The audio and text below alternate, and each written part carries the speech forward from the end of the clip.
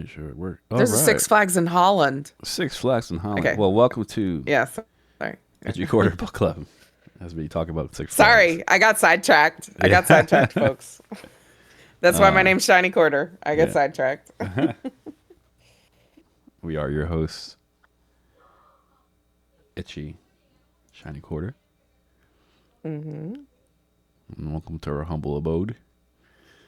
Book club number 26. 26. I'm glad you know how to Yep. count because I don't. It's just because I write it down every week Oh, I see. I see. Good. Still snowing. in my. Yep, still snowing. I'm happy for that. It's nice to see because we do these at night now. So Mm. it's, I guess snow falling and me seeing night sky. It's very cozy. It's like reminds me of. Itchy, I always have been doing them at I night. know. I know you. I knew you were gonna say that. I knew you were gonna say that. I have always done this. It was I for me. It's when we used to do it early, it was just bright outside, and I would hear the landscape people doing their Oh, thing. yeah. But Yeah. now it's like it's just I guess conducive to silence and quiet for the most part. Silence and quiet. Yeah, but I see those things as being cozy, being on the couch Mm. with some hot cocoa and some marshmallows. Do you know this is another sidetrack? I'm so sorry, but it's quick. I was talking to colleagues today about what they're watching on Netflix, and one of them has just become totally addicted to. There's a America's Next Top Model documentary on Netflix at the moment, like exposing all the horrors of that show when it was on. Mm. And I was saying that I never really hear about Tyra Banks anymore. Like Yeah, she kind of fell off of the the celebrity scene. And my friend goes, "Oh, she's in Australia now and she's selling hot ice cream." And I was like, "I'm sorry, what?" really. So yeah, it's apparently a thing. She sells hot ice cream called Smize cream because, that's on brand for her. What is she doing it to? She's escaping something. Like I don't get it. Is this like a Um, down? Is more like a because I know the reason I ask is because I know what's his name. Now I'm gonna draw what's a his blank. name? Um, God, he was in Rounders. No, he Round. wasn't. Who was in the round? Kevin Spacey. Kevin Spacey was Oh, yeah, yeah, spotted. yeah. Yeah, he was spotted somewhere doing like these in a different country doing a play and kind of looking Yeah, ragged I and don't know. I mean, I know that there was people have looked down on her because of how she treated the women on America's Next Top Model. okay, yeah, that's Um, what I was asking. I wasn't sure if that was one of, is it like a downward mobility for her to be doing this ice cream thing? That's why they mentioned it. Like, oh yeah, she's I selling think hot I ice cream in a different country. yeah, I think she kind of Fell off. well, the yeah, yeah. Mm, okay. Although it did start in California, but yeah, she's now off Yeah, to Sydney. because I know Kevin Spacey's.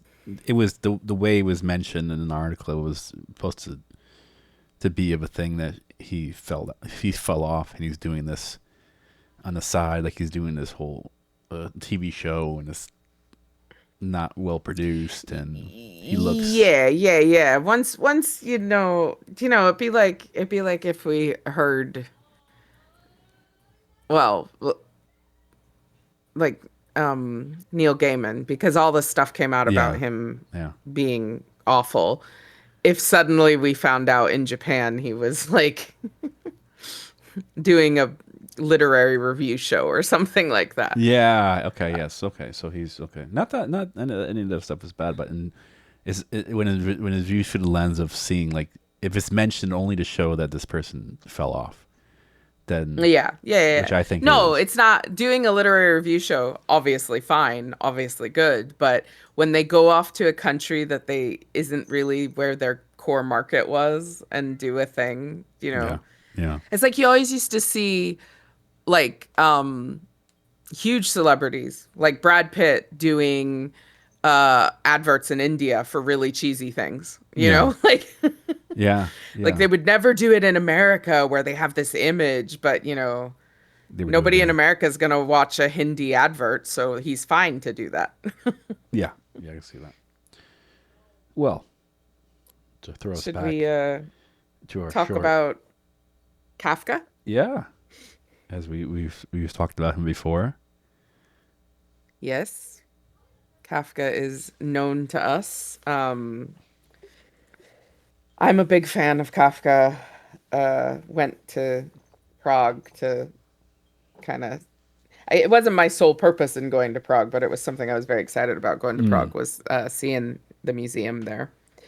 Um, although Kafka's bio does not necessarily paint a pretty picture of the man. Yeah. He was born in Prague in 1883 when it was still part of the Austro-Hungarian Empire. I fumbled that last time too.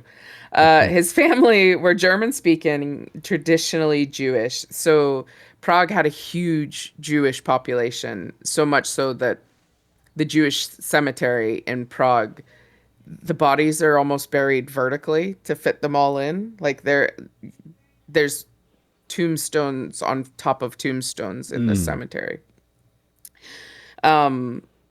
But uh yeah, his German was said to have been to have almost Platonic purity. So he spoke very, very precise German. Um, all three of Kafka's sisters were murdered in the Holocaust. So he has, he comes from that place of trauma, which I think really plays into how he writes. Um, he went to a very rigorous German school, and this it's so funny because now I've seen German schools in other locations. It definitely was a thing in Europe that these German schools were like highly elevated, academic locations. Hmm. Um, he never married, but had relationships with several women.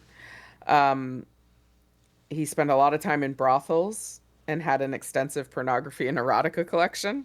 I did hear that. Um, he he believed that people found him mentally and physically repulsive, uh, which makes sense why he would seek out brothels and pornography because it didn't really matter if he was repulsive; he would still have access to those things. Yeah. Um, he was an atheist, but was fascinated by the spirituality and Judaism. And his work often fuses these elements of realism and the fantastique. There's always, as even with this story doesn't seem very out there, but it still exists in a place where you couldn't really have this. You couldn't have a man sitting for years. So, Yeah.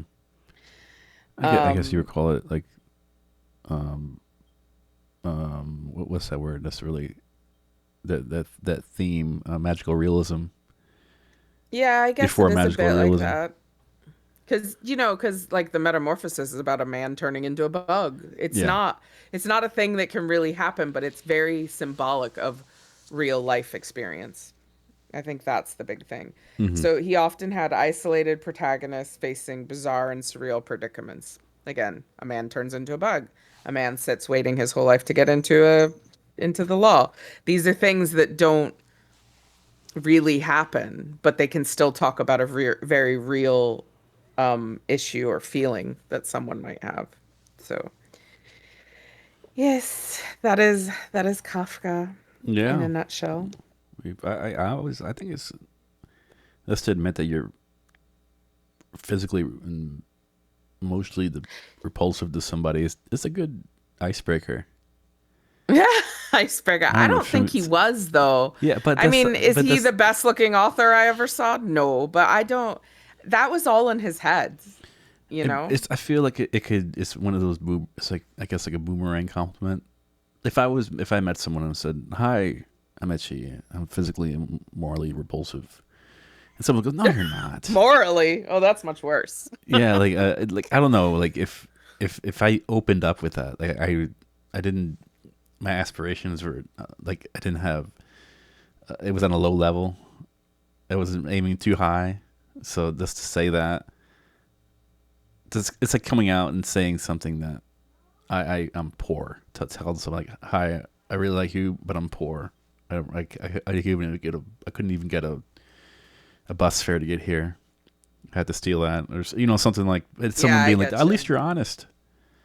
Like, it would be, maybe to somebody, it would be admirable.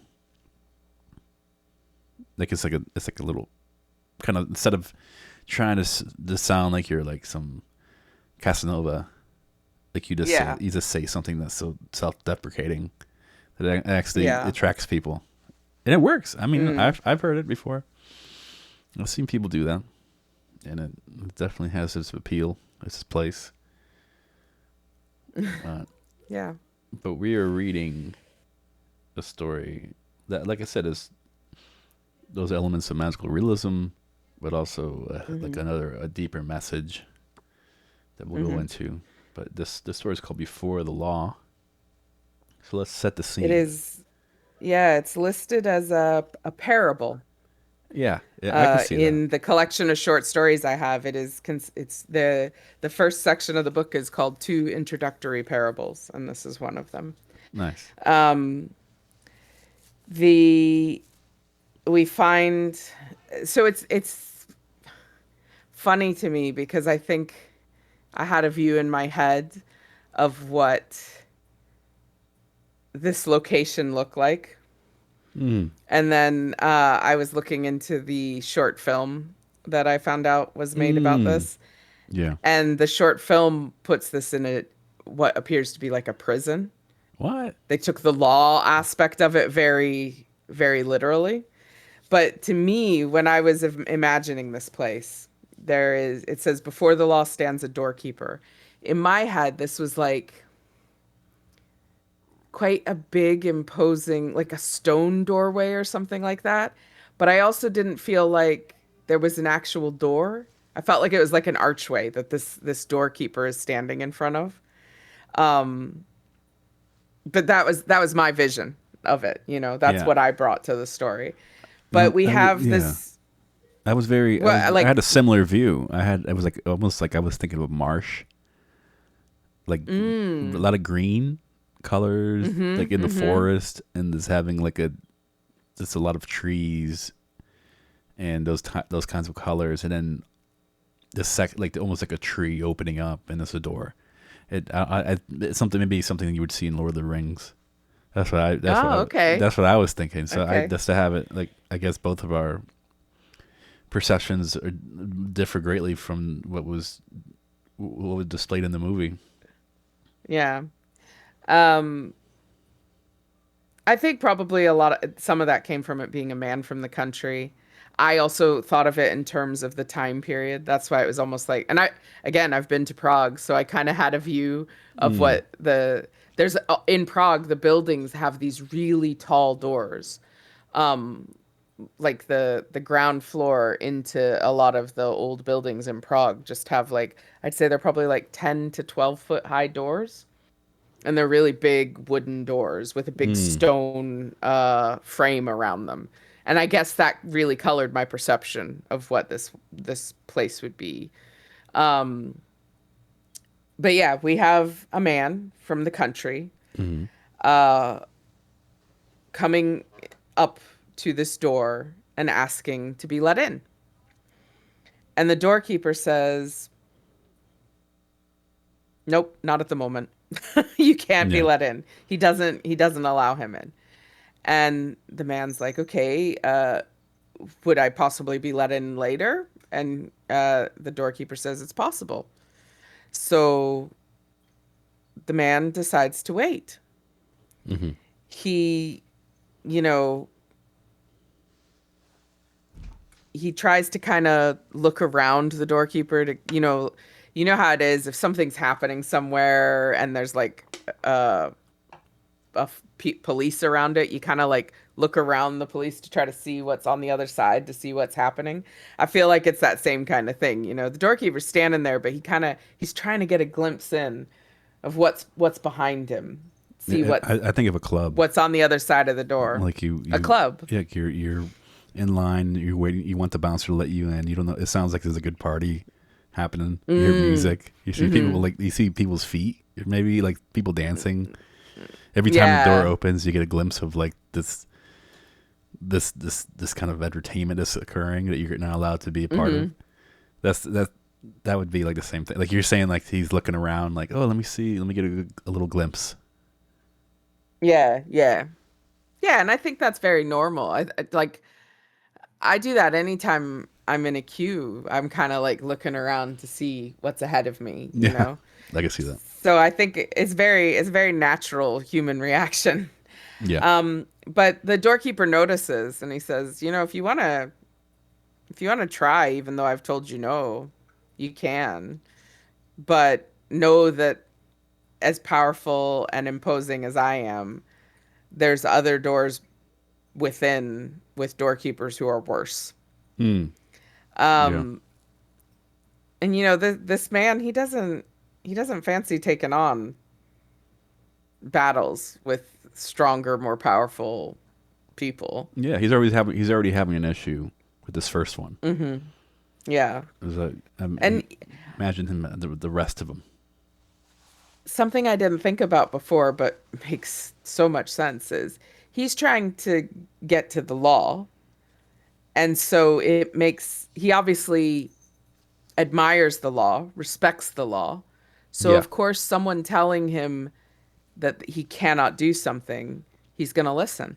He's not going yeah, to push that because he's a man of the law. yeah, He's trying to see the law, so he obviously is a person who will follow any instruction given to him yeah. because if it's given from a place of authority. Mm-hmm. Um, That's telling but too. In the later in the story, that's a good point. That someone afraid to do anything that goes outside of what's right or what's considered proper. yeah. Um, he didn't expect this though. He expected to go and just be let in. Yeah, Um, it says the law, he thinks, should surely be accessible at all times to everyone.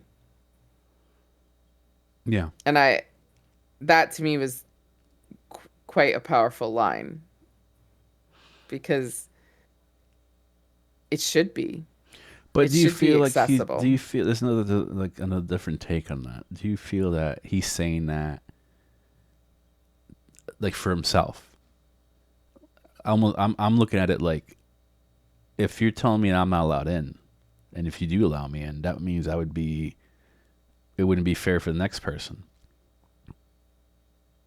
So if like almost like it's like I guess the situation would be I remember not to divert off the story, but I remember like Tony Hawk was waiting in line in some Vermont bar, and he could have easily went to the front, but Hmm. he waited in line with everybody else because that was what was because for him to subvert the law or the law that was in that region in terms of like the proper thing to do in line, he's like I'm not gonna do something different because of my status. I'm gonna because the next Yeah. person. So I thought the way you said that about the law, I don't know if the character is saying, well, if I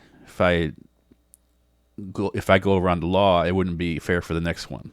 It's like he loves the law so much that he's not even willing to break it on his own accord. Oh, I think that is true, but I Yeah. think this statement is more about the law shouldn't be closed off from people. Much like I think of it like in terms of voting. They when when the slaves were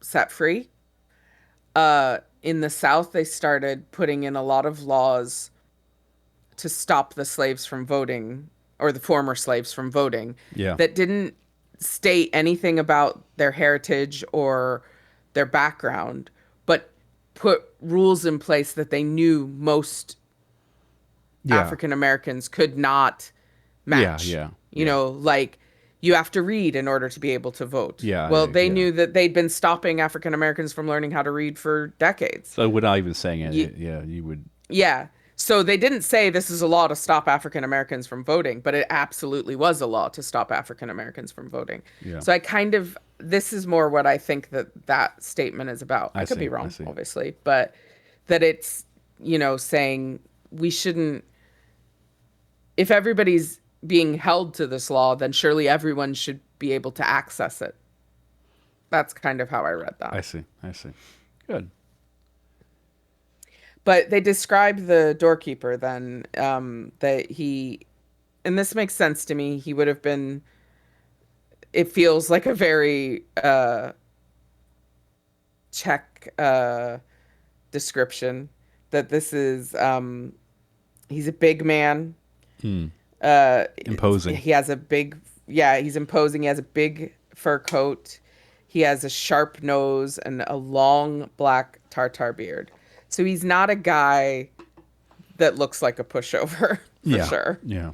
Which this even makes his his statements a lot more effective. When you have Yeah. someone saying them and then they look like an ogre. Yeah, exactly. Like I wouldn't want to pick a fight with this man based on that description. Yeah. But he, the man looking at this doorkeeper is like, I better just wait. And the doorkeeper brings him a stool. He's not uncaring. If this man's going to wait around, let's give him a seat. And the man sits for years. He sits. Years. Remember, keyword years. Years, exactly. Which is where this like magical aspect comes in. Because I don't know about you, but if I disappeared for years, I would not be able to keep living because I'd lose my job. Yeah. I'm so same here. Yeah, so during these years, the man keeps attempting to be let in and Yeah. keeps getting denied access. And the gatekeeper knows that too. The gatekeeper is like, don't presume that because you've shown a great amount of patience that any of your acts of like almost like he's protesting. I'm going to sit here for until I get let in. Like this did not sway the doorman at all. He just saw that. He goes, okay, well that's good. And maybe they had conversations of like, hey, you like, oh, we knew people in town. Oh, you know this person, that person. And can you let me in? It's like, no. Yeah, It's like there and was like, they did have, yeah, they had a little have back and forth. conversations. Yeah, The doorkeeper asks him questions. Like the doorkeeper instigates discussion, but the man notices that he may be asking him questions, but he doesn't do it from a place of like genuine caring. It's like the doorkeeper is making small talk, but doesn't actually care what the answers will be. yeah. It's not well. He's like, this guy's sitting here for years. Might as well say something. Yeah, it says the questions are put indifferently as great lords put them.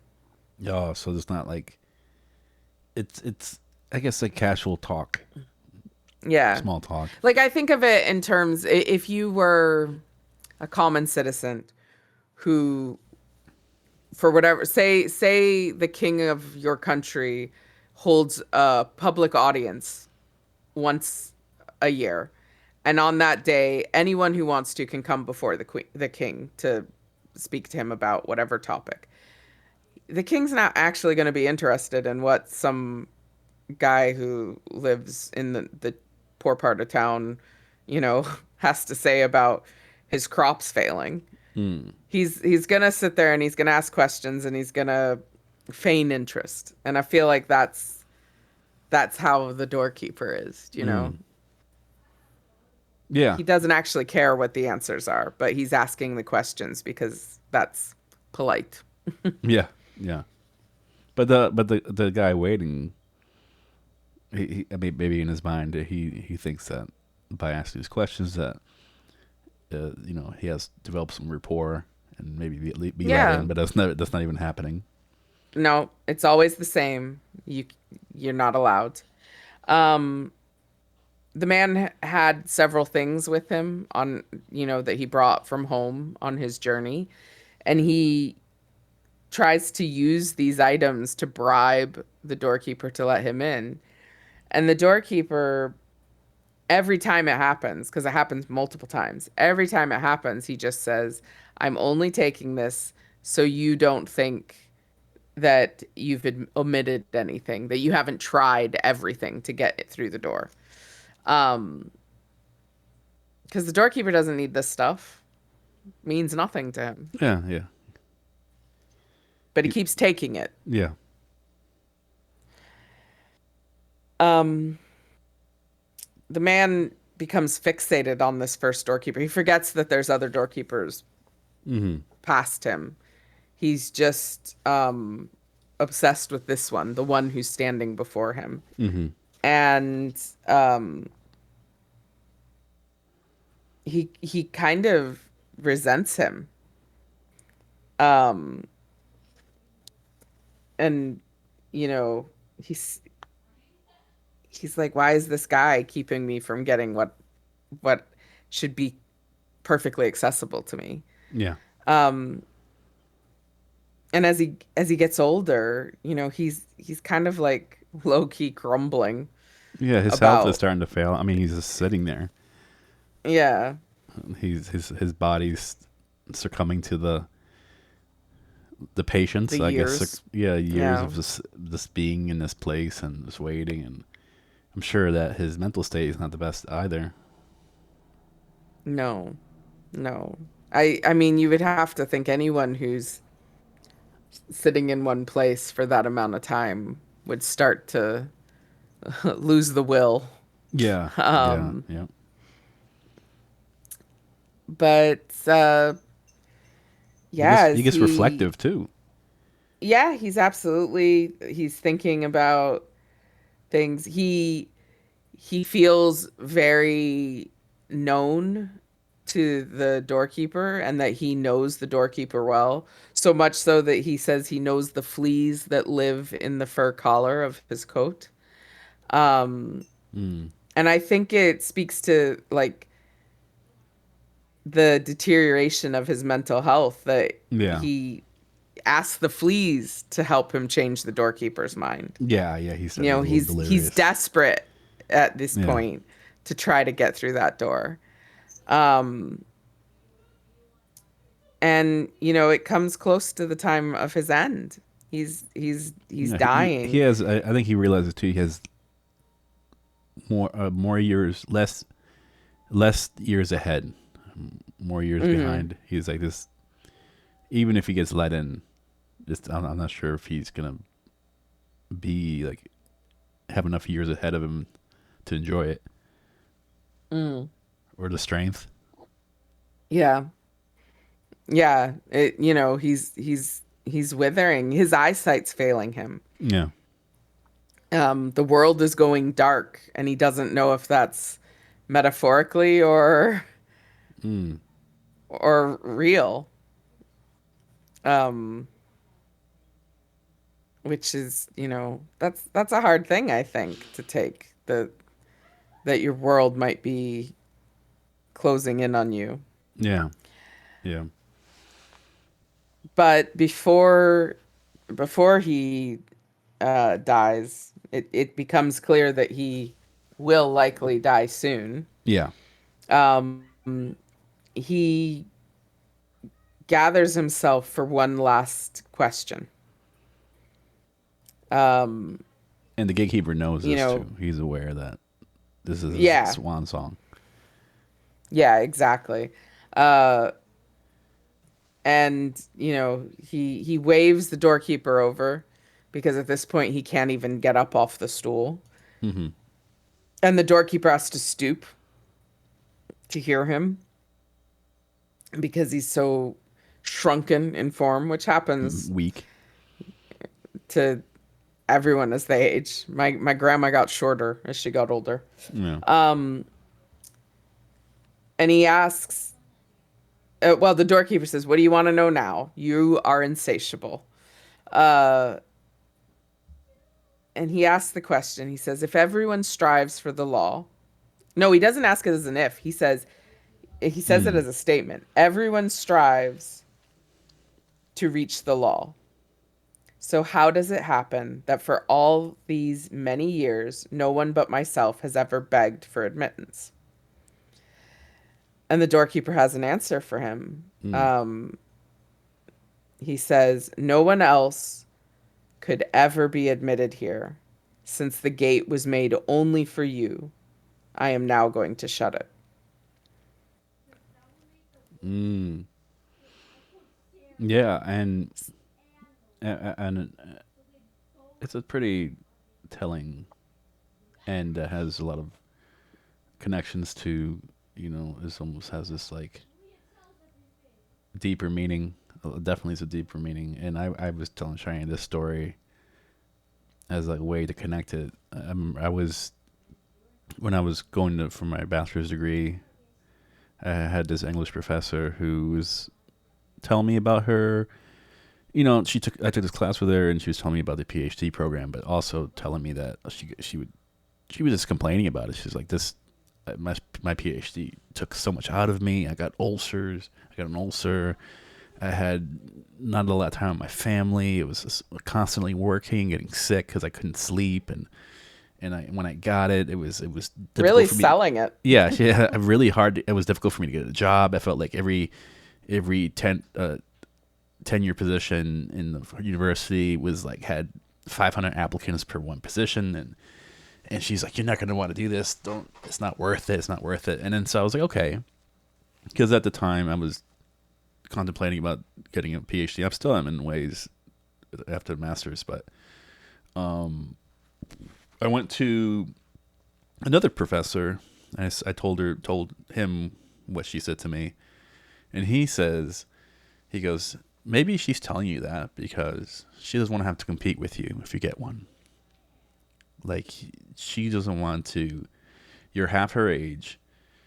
You're enthusiastic about what you like, and that means that she would not have to compete, have to interview, in this maybe the same kinds of people that you in particular. She may have to interview against you, and she Mm-hmm. may so it's easier for her to scare you, so you wouldn't apply. So because it's not worth it will it like what would you say, kills it, it weeds out the competition, so to speak. Yeah. Yeah. So that's like don't take everything that she's saying to heart because that's her ulterior motive. And I thought about that. I was like, yeah, and I thought about that situation after I read the story because this door represented he wasn't going through that door based on what this gatekeeper was saying. He Mm-hmm. was remember he had those details. Don't beyond this door is somebody else, another gatekeeper who's more intimidating and stronger, and then after that person, there's another person who's more menacing. It's gonna get harder, more difficult for you as you go through it. Are you willing to handle? I don't think you could handle that. Just doing everything to kind of Discourage him. foil his plans. And although this guy he waited there, he never like just forced his way through or just went through. Never thought to do that because to do that would be maybe to go against the law. But sometimes when you want to Yeah. be successful, you have to circumvent the norm. I think most times. That's most of the time. Most of the, you know, I work for an investment company, and what they're always looking for is an innovation, a Yeah. disruptor. They call them disruptors. Yeah. The people who do something that breaks the norm, because Yeah. that's where, like in investment, that's where you make money. Yeah. Um, So for him to he all those years has all these years waiting, he could have went through that door one way or another. He could have forced his way through. He could have found, but he believed so well, much. and Like, oh, this it is may the be only way for, yeah. true. It may be true that the doorkeepers are awful, but that doesn't mean that they're actually going to stop him. Yeah. Maybe them stopping him is just by telling him no. Yeah. And all he has to do is walk past him, and that would be it. If you're afraid to hear no in life, then you probably have some success. Because being a lot of people don't like to hear they they don't want to be insubordinate. To them Yeah. is the greater sin to be casted out as Hmm. someone who failed or did something outside of the not outside of the law, but to do something that's unconventional. Yeah. I think that we as a society we are just enamored with the whole notion of groupthink. We just want to do everything like what everybody else does, and so it has to be for us to even further for us to even prosper or carry out our aspirations. We have to see an example that already exists, and if we don't have that, then we don't Hmm. do it because I don't want to be the first one to do it. And then, but Yeah. then there's more people that do it. That's why AI does so well because everyone's doing the same shit. Yeah. Yeah. So Yeah, Itchy and I just talked about this because I found out that many of my colleagues at work send all of their emails. They write the email themselves, but then they send it through AI to make it better. But yeah, all it does is make every email the same. yeah, yeah. So so I feel that at the end of the story, you have someone who just was afraid to go circumvent the law, was afraid to see what if there was adversity, they didn't want to know its flavor. They didn't want to No. meet it, and they made the decision until and they waited there, and it was they waited there And and I wasted feel life. yeah, that's exactly It's what a I was gonna wasted say. I feel opportunity. like they wasted their entire life waiting Yeah, when they did, even so, say that the doorkeeper would have pushed him back and would have, not let him through, but he didn't even attempt it. no, no. He thought he was He more just admirable asked, was by just told sitting there. He no, goes, "I'm just and gonna sit didn't. there and wait." Yeah. Yep. Like it was Exactly. like that was Exactly. success in itself. Like I did this the right way. I, and I'm not saying that breaking the law is something you should always go after. You shouldn't go like I'm not this is not a plea for people to Revolution. yeah it's not but I do think that sometimes you have to go up against convention and that could and to do so you would have to not look at the law so much or not it's not seeing it as some parameter that's so daunting that you can't it constricts you We and restricts have you. 100, well, America has over 200 years of history of bad laws, Yeah, you know? And somebody has to question them. Somebody has to say this isn't right to start change. yeah. But to be that person is a little too much for people. It was too much for this person. It's very difficult. Yeah, Very difficult. and he had to be pretty much shriveled down to nothing to hear the answer. And at that point, it's too Hmm. late. Yeah. But yeah, Yeah. like I said, it's analogous to life. The whole little short story that we just need to don't if you want to attempt something, don't be afraid that you may have egg in your face. Don't be afraid that Yeah. Don't be afraid of no. yeah, don't be afraid of no. Don't Um, be afraid of looking foolish. Don't be afraid of having no one um, like you or watch you or yeah. support I you. don't I don't think that Steve Jobs was the best man in the world for sure, but I have friends who worked at Apple while he was still running things. Um, and him saying no to people pushed them to do better. You Mm, know, they'd be like, "We came up with this idea, here it is," and he would be like, "No, that's not good enough." And then they'd have to go away, rethink it, and come back with a better idea. And yeah, regardless of your feelings about, not your personally, anybody's feelings about Apple, they did some innovations, yeah, in yeah, in that time. Everybody has smartphones now, but the first person to make a smartphone was Apple. Um, and you know, it was good for the market because now everybody does have a computer in their pocket yeah. if they want one. But to even fathom a computer in your pocket at the Hmm. time, like it's so And he normal probably stole now. the idea off of somebody else, to be fair, because that's what he did. But Yeah, yeah. But I'm saying like it we love we need people always they can't operate without an example, something existing, mm, because they just it's too yeah, free. You it's easy, it's harder to, I think, the effort it would take to come up with something on your own. I think the ridicule is the chance of ridicule is greater, just to hmm be hmm to be casted out as being someone who's weird. As I think it's hmm a natural, it's instinctive that people want to not shy away from the pack.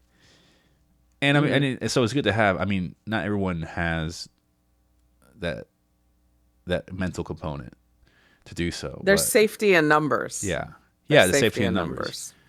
But I mean, there's also, it's not always good to be so to be to not like the pack. You don't like, because that could work opposite too. That can have an adverse effect if you're like, you don't even care what people think. You need to care a little bit, I find. Yeah. Well, that I mean, that's where all innovation comes from. We have electricity because a couple of guys were like, "Hey, what happens, if we harness the power of lightning? What happens if we do that?" Yeah, You know, Nobody else before them considered it. yeah. So it's funny, Shiny, when we do these stories, it never occurs to me that how similar they are in messages until we Mm. juxtapose them together And to, and we see it. yeah, we don't even really intend it, do we? No, I but guess there's a it's lot just, of overlapping messages with this story and our next one, about just perception and in the comfort of being in those numbers and hmm what that means to someone, and maybe how denial could play a factor. But yeah, hmm I see now. So it's good that it's a great. I'm glad we started with this. Well, first of all, because it's short, and people we could talk about it and people could understand hmm it. But this, so we could read this, we could have this framework to build on our next story. Yeah, Because I do think yeah. that there's a lot of overlap. But that being said, I think we should probably talk a little bit about the long, or All about the right. author. So I will at first say a funny thing. So I told Itchy, I don't know, ages ago, that I do not like James Fenimore Cooper. Don't like him. Don't like him even a little bit. I was forced when the film The Last of the Mohicans came out with Daniel Day-Lewis. I wanted to see it so badly. I was desperate to see it, but I was still young enough that my mom wouldn't allow me to see it because it was rated R. And I wasn't old enough to go myself to the cinema, so I needed her to be on board with me watching this. And she, in her great intelligence as a human, said, "All right, you can see this film if you read the book." Now, I don't know if anybody here has read James Fenimore Cooper, but reading his work is a slog. The first sentence of The Last of the Mohicans is a whole page long. Like, I would get lost in the middle of the sentence and be like, what are we talking about? I don't even remember where this started. It's not great to me Yeah, personally. This is my personal opinion.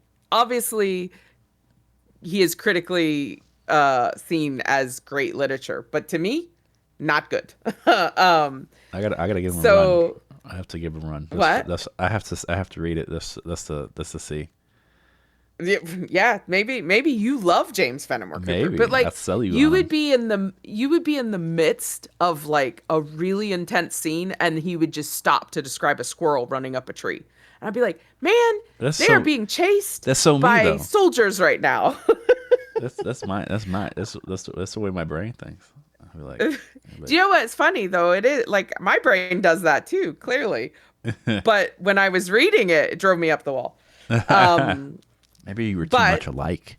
That's why you don't like maybe I don't like him because it's too much like my own brain. But I finished it and I got to watch Last of the Mohicans. And really, the only reason I wanted to watch Last of the Mohicans is because not Daniel Day-Lewis, but the other main character was hot. Anyway, doesn't matter. it. Uh, Well, Daniel Day so Lewis he's good looking too. yeah. But I bring this up because our long author is Constance Fenimore Woolson, and she was related to James Fenimore Cooper. Wow. Okay. Um, Okay. I always got that mixed up. Okay. So she was related. Good. All right. yeah, I think she was like a distant niece, maybe. I don't think it was close, but she definitely was related to him. So she was born in 1840 in New Hampshire, but very quickly her family moved to Cleveland, Ohio. Um, and I guess Cleveland in this time would have been like coming up, like it would have been the beginnings of its dominance. Because I didn't realize, but Cleveland was kind of a big deal. Well, one leader of industry, Um, right? yeah, it was a leader of industry. There was oil originally in Oh, I Ohio. didn't know that. Obviously, it's not something that's actively found there now, but that's because they were getting it out of the ground back then. Steel was a big deal there. You know, I believe it was Carnegie, like the man who gave us all the libraries in Carnegie Hall. He was based in Cleveland, Ohio. That was Oh. his place where he founded his stuff.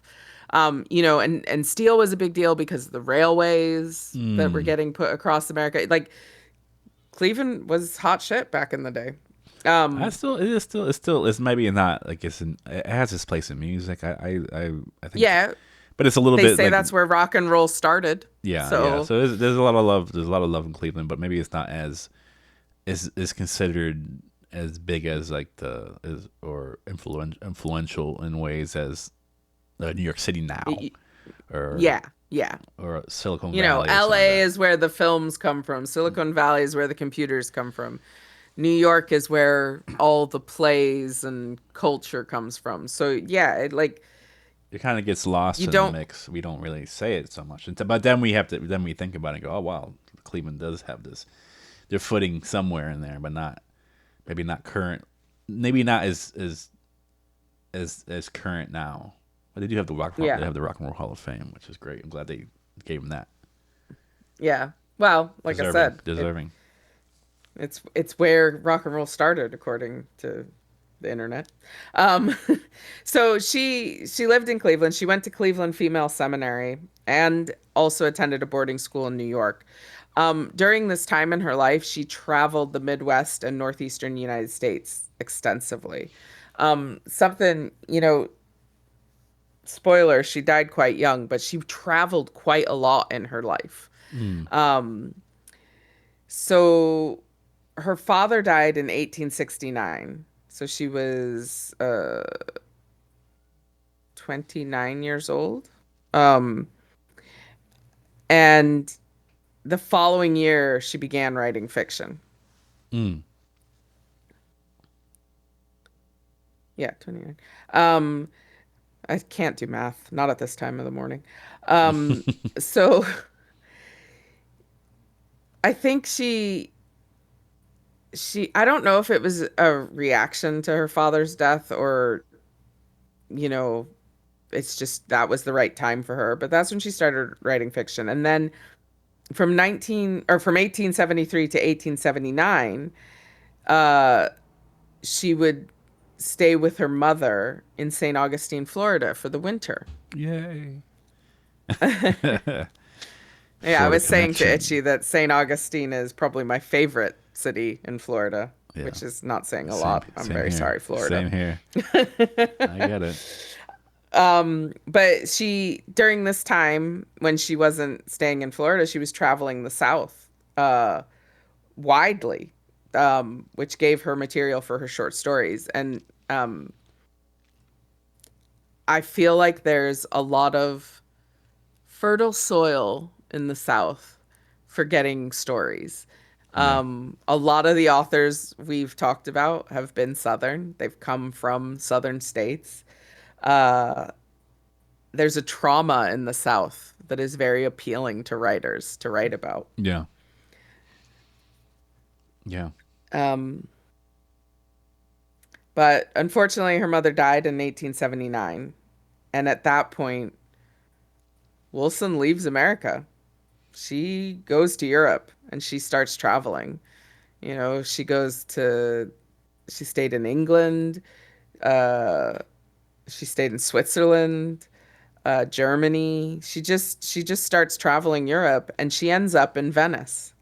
Mm. Um, so she was living in Venice. She was actually living uh kind of next door to Henry James.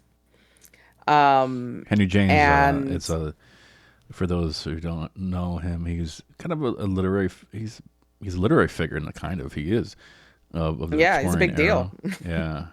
Yeah, and has a lot to do with just the form development of prose. Mm, It hmm. was known to be a very dense writer. Another Yeah. for some of his novels, a bit of a slog to get through. But yeah, but this is to this live. I guess I'm trying to, for those who are not familiar with him, like it'd be like living next to some just a successful actor. Like oh, I live in this flat, and now it's Keanu Reeves. Like, they live next door. Like Mm. he was a juggernaut of the time. So Yeah, he was a key transitional figure between literary realism and literary modernism. yeah, that's true because he was breaking some conventions back then. Hmm. So yeah, so she was essentially living next door to him in Venice.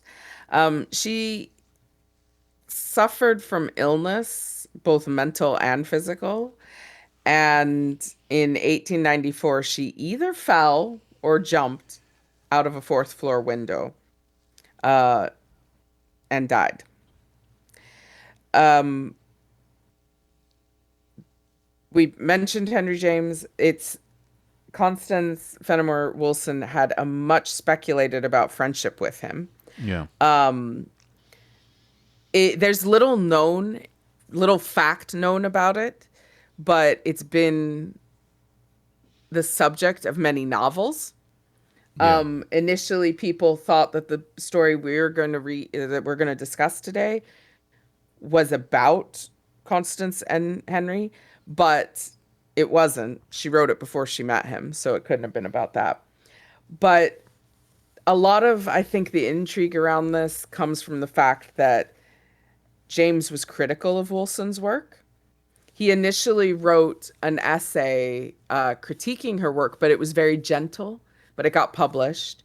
And then later, he kind of rewrote it in a much harsher way. And Mm-hmm. it was, considered a betrayal of Constance Woolson because, they were supposedly friends, and here he's tearing up her work. Yeah.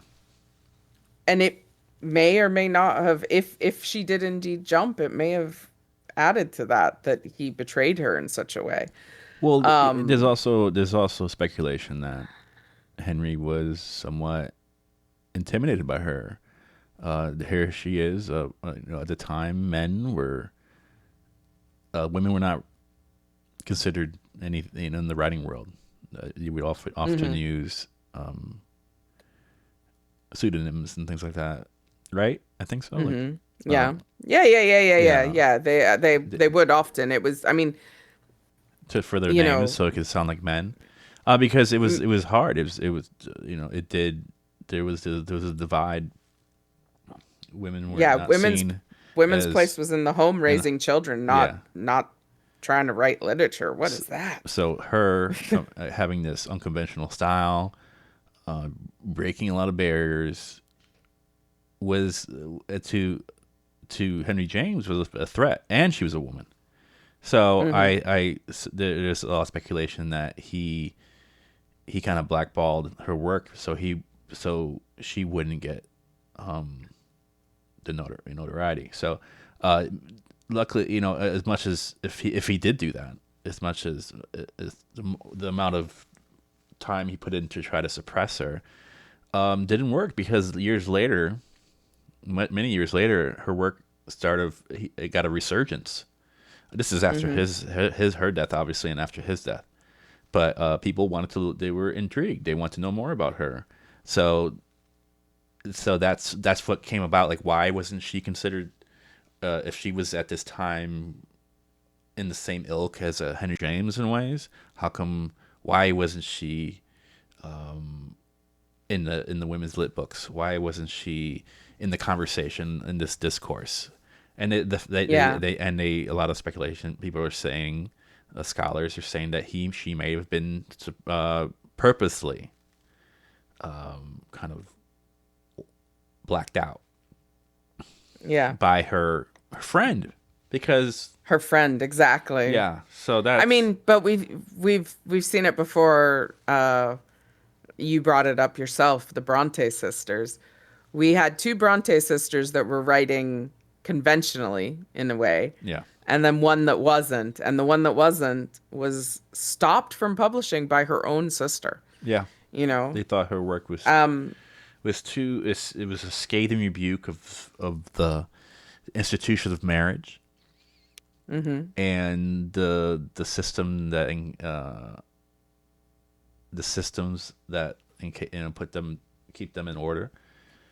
mm-hmm, So they thought that by her publishing that would put a bad name to the family, that it would actually be mm-hmm. dangerous. So her one sister, Charlotte, was it Charlotte was the writer? Was it Charlotte and Emily, right?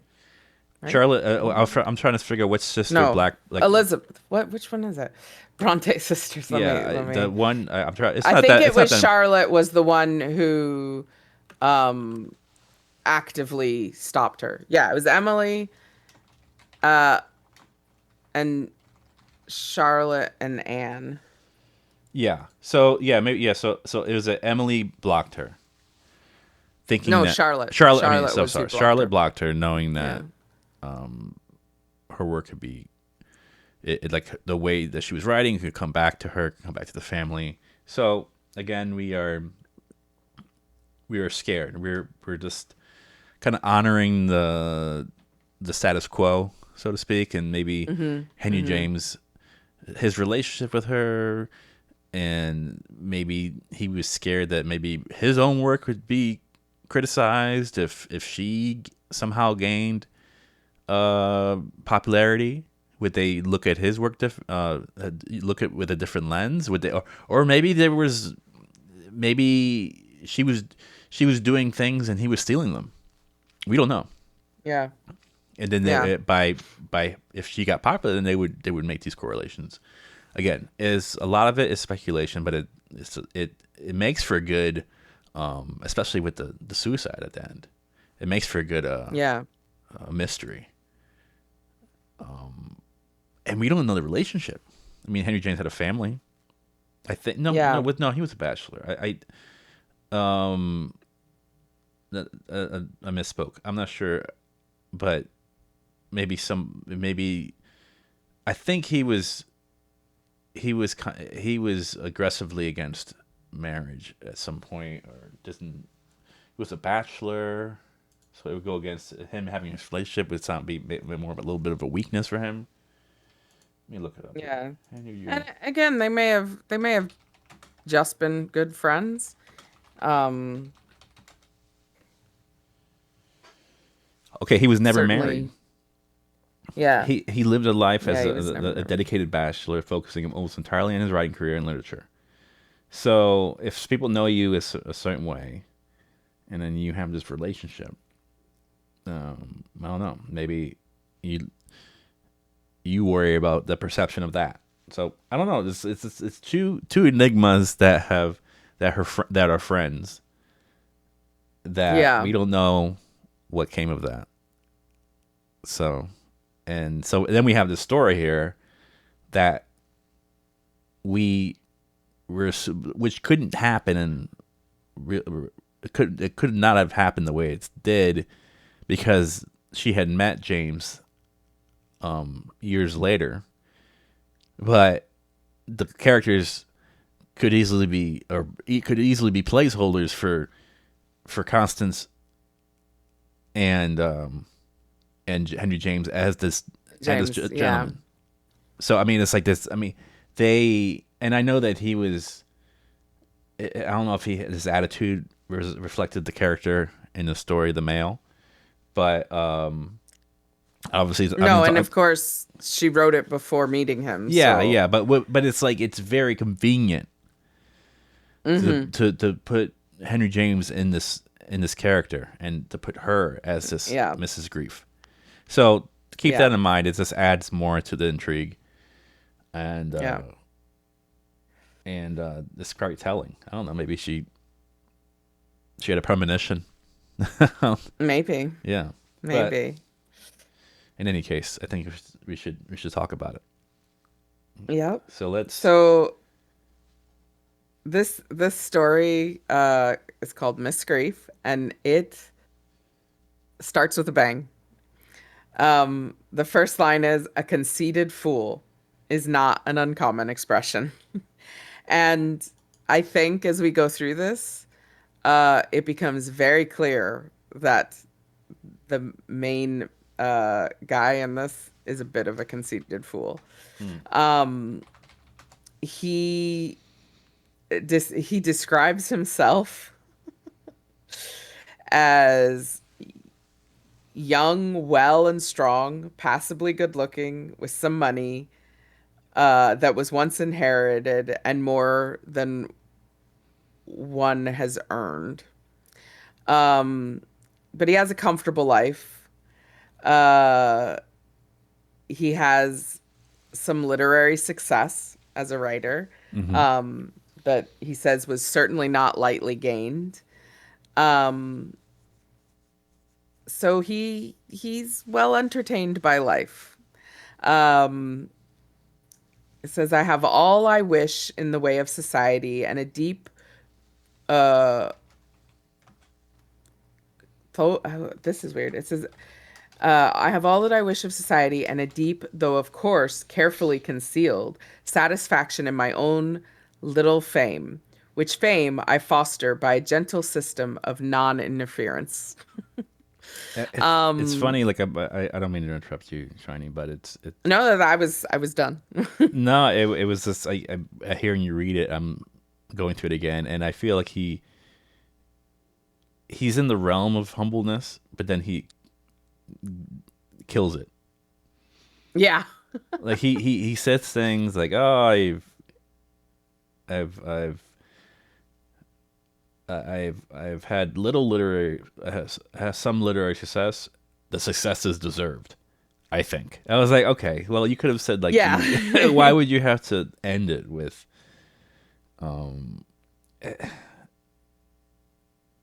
like it's like the success is deserved? I think certainly it was not lightly Yeah. gained. So I was like, you're pretty much at first you would the first part of that sentence you go, okay, I could. This guy is humble. He says, I think. Like that's like me saying, I think I have a good job or I've worked hard in school. I think, or not that. No, I Mhm. guess maybe you would say, I've done a good job on this report. I think it would show Yeah. like there's room for improvement. Maybe like you, and I think that's for me for someone to say that shows that they're in a position to be criticized. It's okay because they know that they're not perfect. But then he ends it Yeah. with certainly was not lightly gained, and I was like, okay, Yeah. so you're saying you worked hard. Yeah. Um, Yeah. Uh, one thing I want to note about just the structure of the story, there is a lot of colons and semicolons in Wilson's writing. yeah, She fucking loves them. yeah, and I like that. And then it's like in terms of for grammar, this is like a little quick. I feel like I'm at work right now. So the colon is like when you have a colon in a sentence, it is like a built-in sense of intrigue. So you would say like I had the craziest day of my life. When you put a colon there, it's like it's implying that it's pretty much think of it like italics. What happened? Mm, It's the same thing as saying like yeah. some like the reader's going why was it the craziest day of your life? And then so Yeah. it's and then you reveal what is coming Hmm. after that. So the colon, like it has, it had a good literary effect. It creates when you read stuff and you have those stops, and even though it's a slight pause before the information is given, it's still a pause. It still has an effect, and it forces it allows the reader to say it allows the reader to latch on to what you're saying. So Mm, yeah, the fact that hmm. she uses that is good. Hmm. I think it. I mean, and this story does have a lot of that, where you're just kind of hanging on and saying, okay, what's going to happen here? What is Yeah. this person going to do? So that's a that's a good that's a good catch there, Shiny. Yeah, it really stuck out to me, you know. It's Yeah, not something I see a lot in the things I read. yeah, Uh so yeah, it just stuck out to me. So I noted it. Uh but moving on. Um this guy goes out a bit, you know. Uh he enjoys society. That is something that his um fame has brought him. yeah, Is this ability to go out and um enjoy life. yeah, He um has a particular woman that he seems more interested in than others. Um, but he's kind of questioning that relationship as well. But he comes home one evening to find that his, I guess his butler, yeah. his hired man says to him that while he was out, a woman came and left her name, Miss Grief. And you know, this stands out to him that somebody could be named Miss Grief. Uh, and he says that grief has not so far visited me here. So he's someone who hasn't had a lot of grief in his life, and he'd No, like to keep it that way. And he kind of uses her name as an excuse not to speak to her. yeah, So yeah, he doesn't try to get back in touch with her. He just, you know, goes about his life, continues to um not be home at the time that she visited. Uh she's done it more than once. well, yeah, she does. She comes back the next day. And again he's out, but when he returns, he finds out from Simpson that she's been back. And so, you know, and she says that, you know, not only has she come a second time, but she informs the butler that she will be back again. She will continue to come. So our protagonist, I guess, says he asks how she looks. He's curious, she's come Yeah. twice. So Simpson says that she's definitely a lady, um, but perhaps one that has fallen on hard times. Yeah. Uh, so the he'd like to know her age. She's not young. He wants to know if she came alone. She didn't. She had someone with her, Yeah. possibly a maid. Yeah. It's unconfirmed. Um, and he has this habit of going up to his balcony and smoking a cigar, and he forgets about Miss Grief again and starts thinking about Isabel Abercrombie, who is the woman that he is interested in. Um, she comes a third time Yeah. while he's out, and then 2 days pass without her visiting, and then she comes again. Yeah. So, he and Simpson have the same conversation. Grief today? Yes, sir. What time? For, sir. Happy the man, I thought, who can keep her confined to a particular hour. So he very much uses this woman as a personification of grief. Yeah. Yeah. Um, Like this foreboding presence coming at the same time, like yes. almost like envision it like the Reaper coming, Yeah. and he's avoiding But avoiding the Reaper. yeah, but he's also avoiding her because he believes her to be eccentric and unconventional. Um, he describes those qualities as extremely tiresome in a woman, no longer young or attractive. So if you're young and attractive, you can be unconventional, um, and eccentric. But if you're older and maybe not looking your best, then God help you, you should not be those things. Mm-mm. Oh, but I'm sorry, Chinese. By the way, you don't hear that. Just a little bit of a interference on your end. No, I don't. I'm not sure if anybody else hears that. That might be Yeah, my let us know if you do hear it, because we can try to fix it. yeah. It's like a popping My in our connection seems good. A popping. Mm. yeah. It might be on my end. I don't know. Anyways, sorry. I mean, knock you off track. No, that's okay.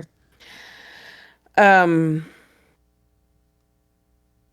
So we have this person. I use the example of like this almost death like presence coming at this yeah, time every yeah, hour, and he's like, "Ooh, I'm glad I uh, avoided that. Maybe like that, like having to meet this person would be like bringing that energy to the room or to his life, and maybe he doesn't want that so much.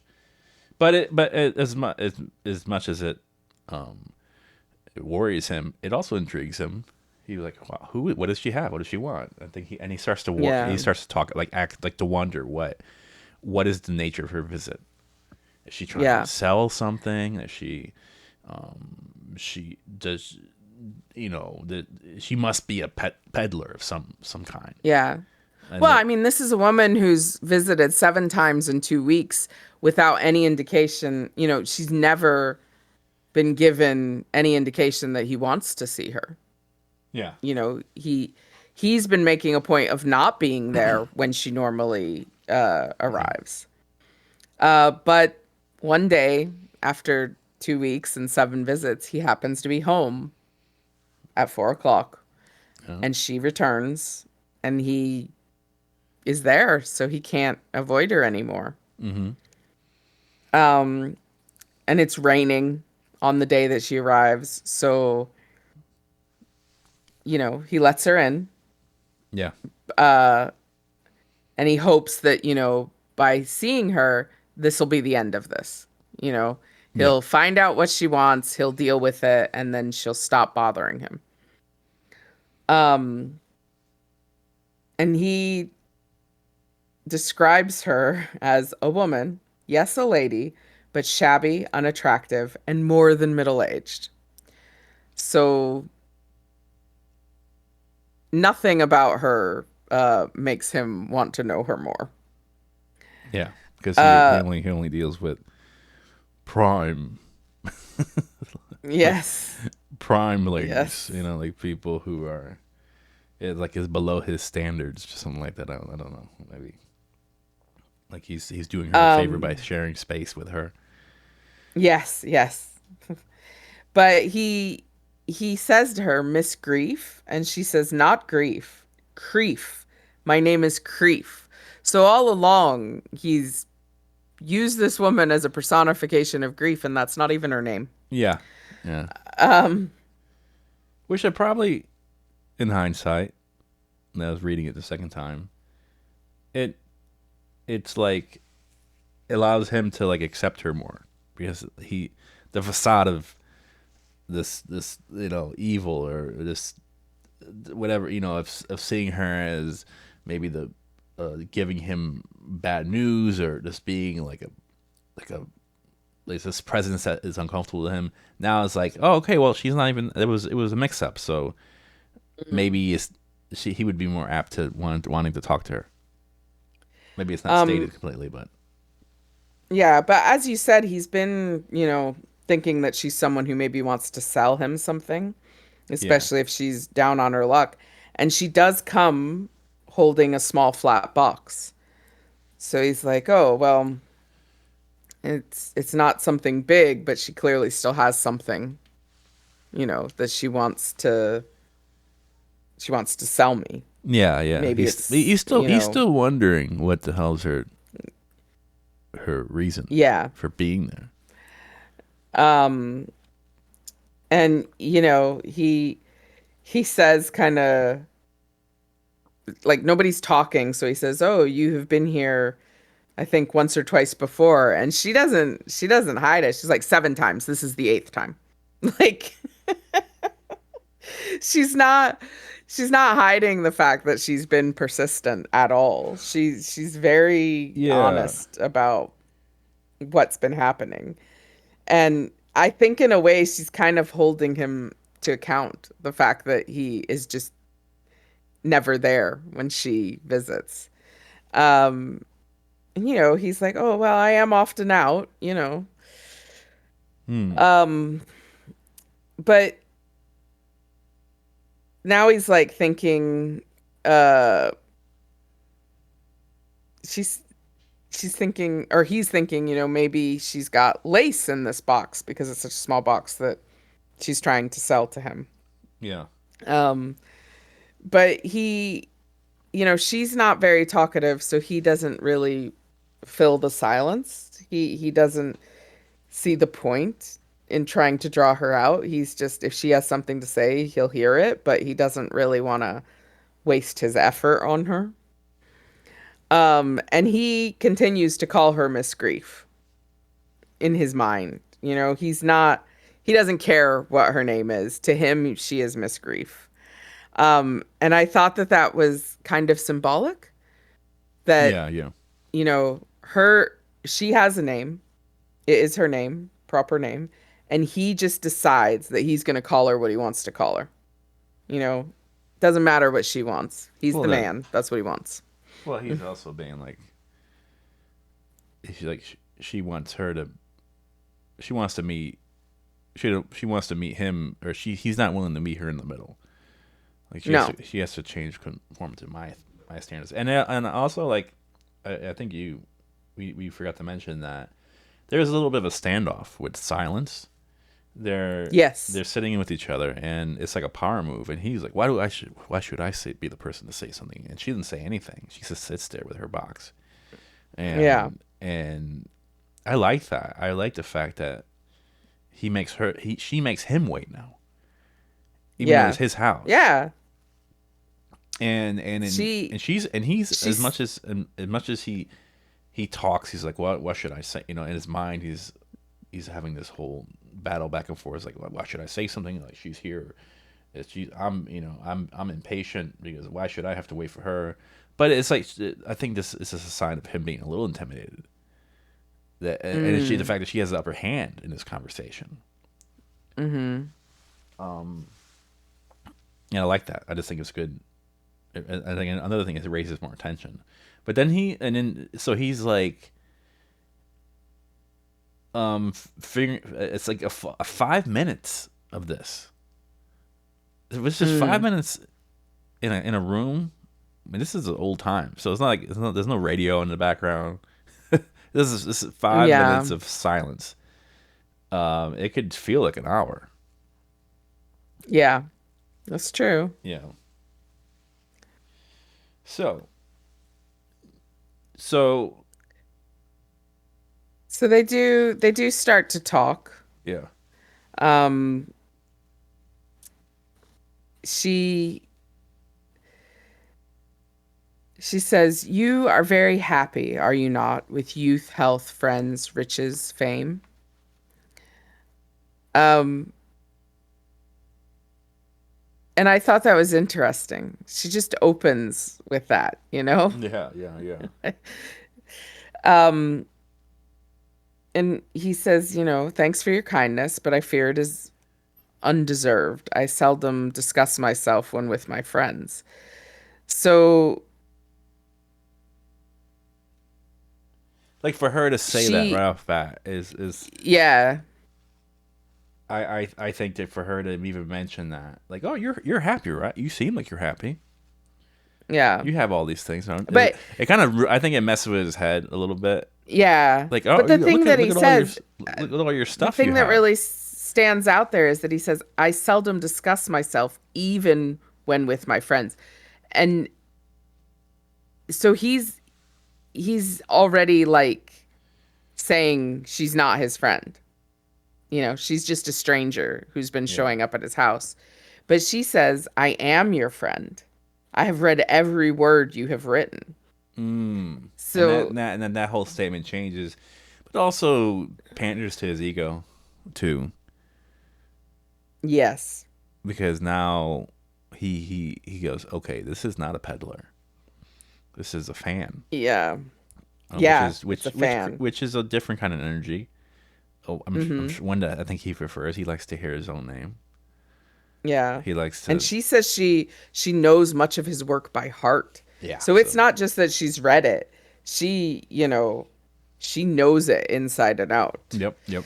Um and she proves it to him. She says, "I'll recite something you've written." Mm. Um and so he gets curious. He wants to know what she thinks of a particular conversation that he wrote. Um and she starts reciting something, word for word, Hmm. just as he has written it. And he knows that at the end of this thing she's reciting, there's this conversation. And he hoped that she, in her recitation, would get to that conversation because he's really curious what she thinks of it. Or how even Um, how she would say it, because yes. he feels that prior, like he picks a section of a book of his novel that he's very proud of. So the fact that she's encroaching on this like little golden air, this nugget of like where he feels like this like literary, like he's really, he found his stride, his literary stride. Yeah. He's like Well, curious how she would say, because we talked about the importance of when you read is different when you read aloud. You could read, mhm, and if you don't use punctuation, and you don't if you really understand the author and their voice, you can mhm, make the story come alive, or you could read it the way it was intended by responding to the person's. You could mimic the person's prose with your voice, and it becomes mhm, more mhm, effective. So he wants to know. Okay, this is my spot. This is a conversation that I'm most proud of. How's she gonna read it? And she does it right. She does it with yeah. it's it's perfect. Yeah, because another really important point about this conversation is it has been well received by the public, but he doesn't believe that any of them hear it with its intent in it. He says that they'd never notice the higher purpose of this Yeah. little conversation, that it's aimed at society, Mm-hmm. or it's not aimed at society, but straight up toward the distant stars. So he believes this to be something greater than anyone understands. And he wants to know if she gets it. Yeah. Yeah. That's a good way to put it. So Um, she reads it, right?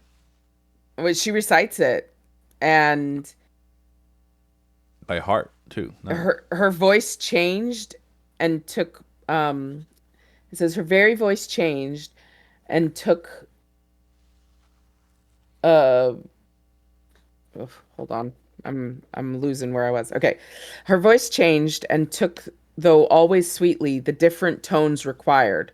Yeah. While no point of meaning, however small, no breath of delicate emphasis which I had meant, but which the dull types could not give, escaped an appreciative and full, almost overfull recognition which startled me. For she had understood me almost better than I had understood myself.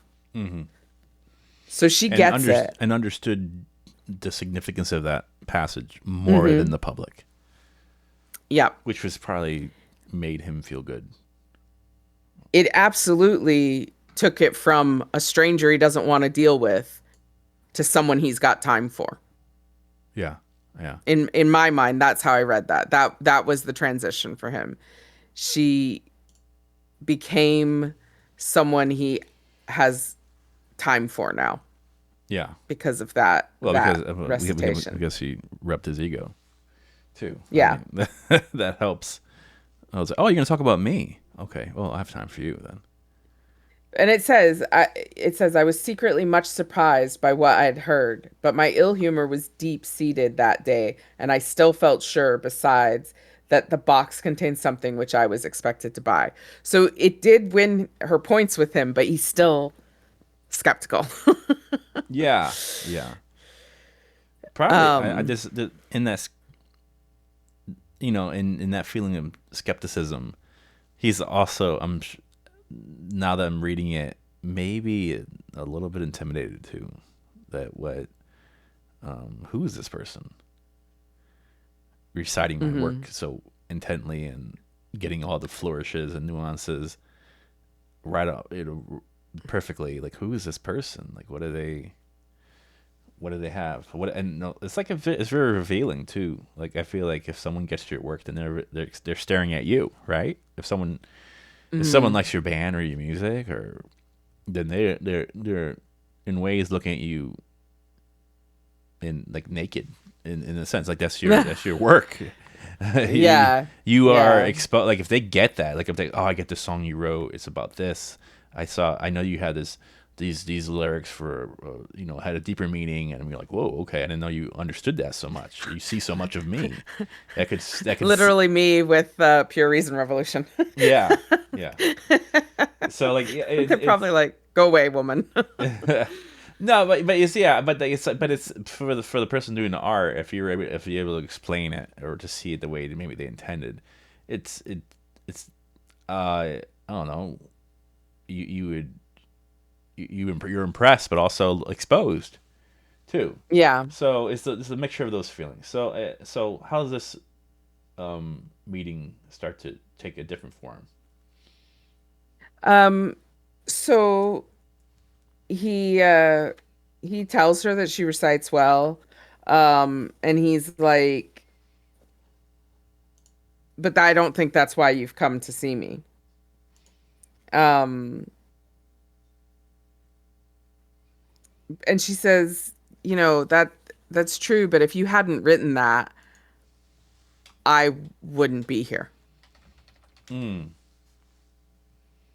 He had to write it for her to pick him for what she's doing, for bringing this task to him.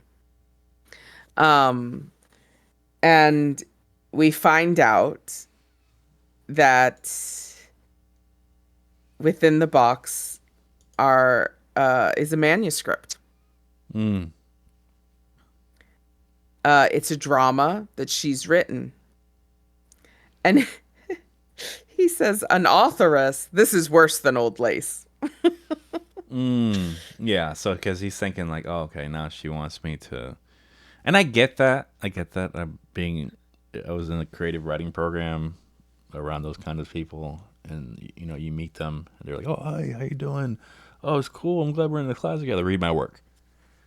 Yeah. And it's like, okay, okay, Oh, so that's all your interactions. Someone trying to sell you, not they're just someone trying to get you to read them.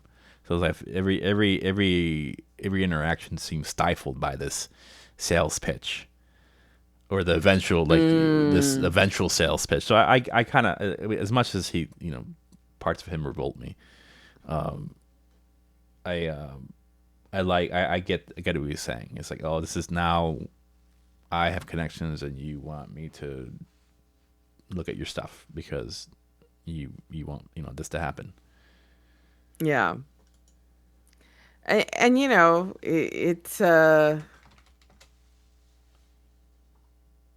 it's kind of something that I've heard from uh other authors. My friend Sherry Priest has often written on social media about people wanting her to read their work or comment on their work, or it's Yeah. like once you gain a little bit of success in that world, um it opens the door for people to want something from you. Yeah. Yeah. No, I know it's yeah, your meetings are, yeah, I guess like being rich. Like, okay, this person wants my money or my influence. Yeah. Yeah. Oh, they want me to back their whatever harebrained idea they got going on, you know? Mhm. Mhm. Um, but he kind of tries to shut her down by saying that anything he would say to her uh clearly isn't worthwhile.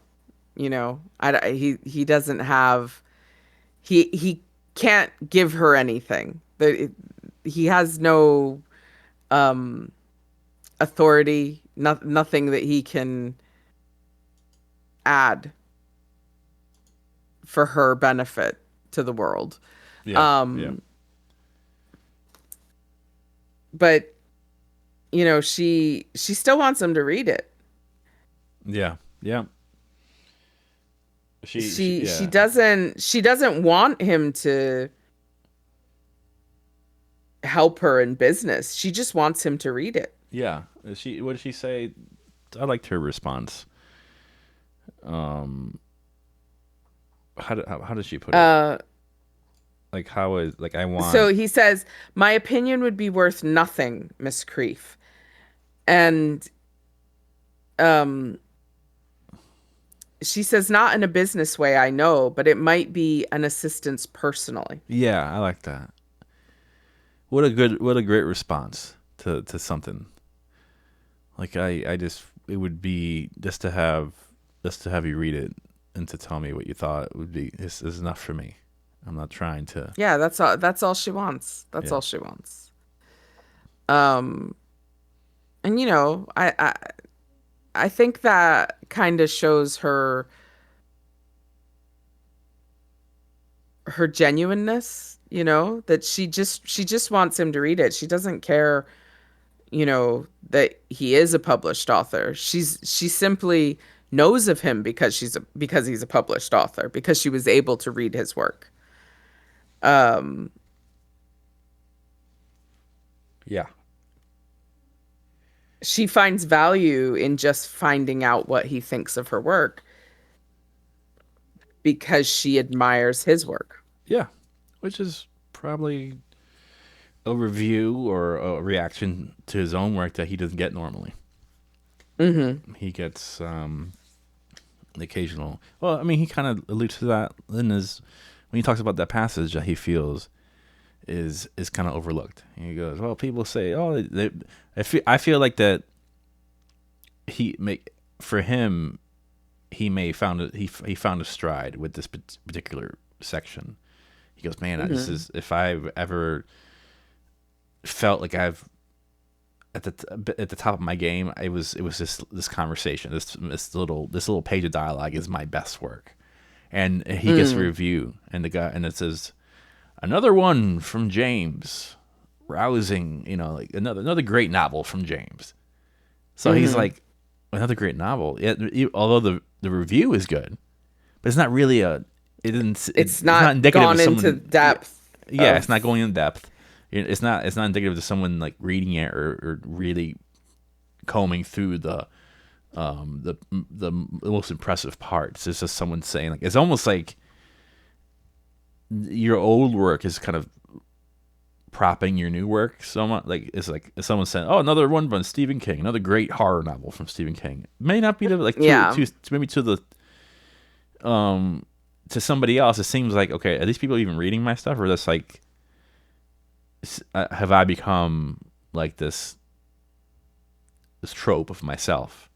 So Yeah. so so I don't know, but that may have been something he could think, that he's trying to convey here, or maybe the author's trying to convey that's how he felt. But anyway, so he goes and reads the work, right? And how does he? What is his reaction? Well, first she makes him promise that he will read it. Oh yeah, yeah, okay, yeah. I'm gonna get ahead of myself here. He Um, she wants him to read it in front of she's her. uh I think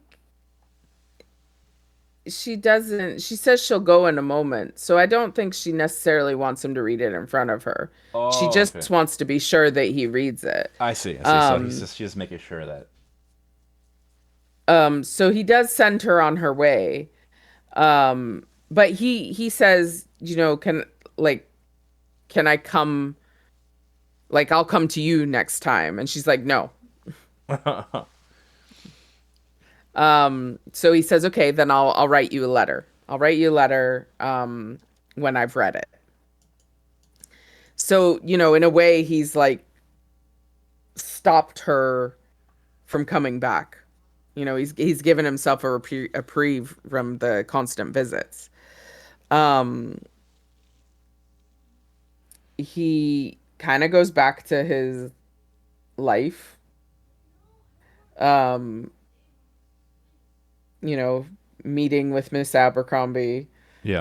Um, but after he has his normal night out, he comes home and Well, he has his he his night out was not as it had like an it inauspicious was a type of yeah, it was a affair. he never passed a more disagreeable evening. Yeah, it was almost like he went out just to forget about, maybe, like, to put this in the back of his mind, even though it was Hmm. intriguing. Like, he was just like, I'm just gonna go out and have a good time. But he very this it wasn't. It became very apparent to him that he was not having a good time, and he noted that, and he came Yeah. home, and then, like, kind of when he goes back into his study, that manuscript is like staring him in the face. So it was like, might as Yeah. well. Yeah, so he reads it. Um and he said, I may as well look over the thing now. I could not be in a worse mood. And then he began to read. Um he he sends a note to the given address, returning the and well, she gets back and she says, "No, I prefer to come to you at 4." So she's just she's just like absolutely all about her coming to his place at 4. And the way it's written, it's no semicolon. I prefer to come to you semicolon at 4 semicolon a creef. And it's noted there were 3 semicolons Yeah. in this one note. And it's not a very long note. Yeah. Yeah. But Simpson has delivered this letter, and so he's asking Simpson what her residence is like. And he says it's very poor, but he didn't go all the way up. The elder woman of the two of them, the one they thought was a maid, she comes down and picks up the letter from him.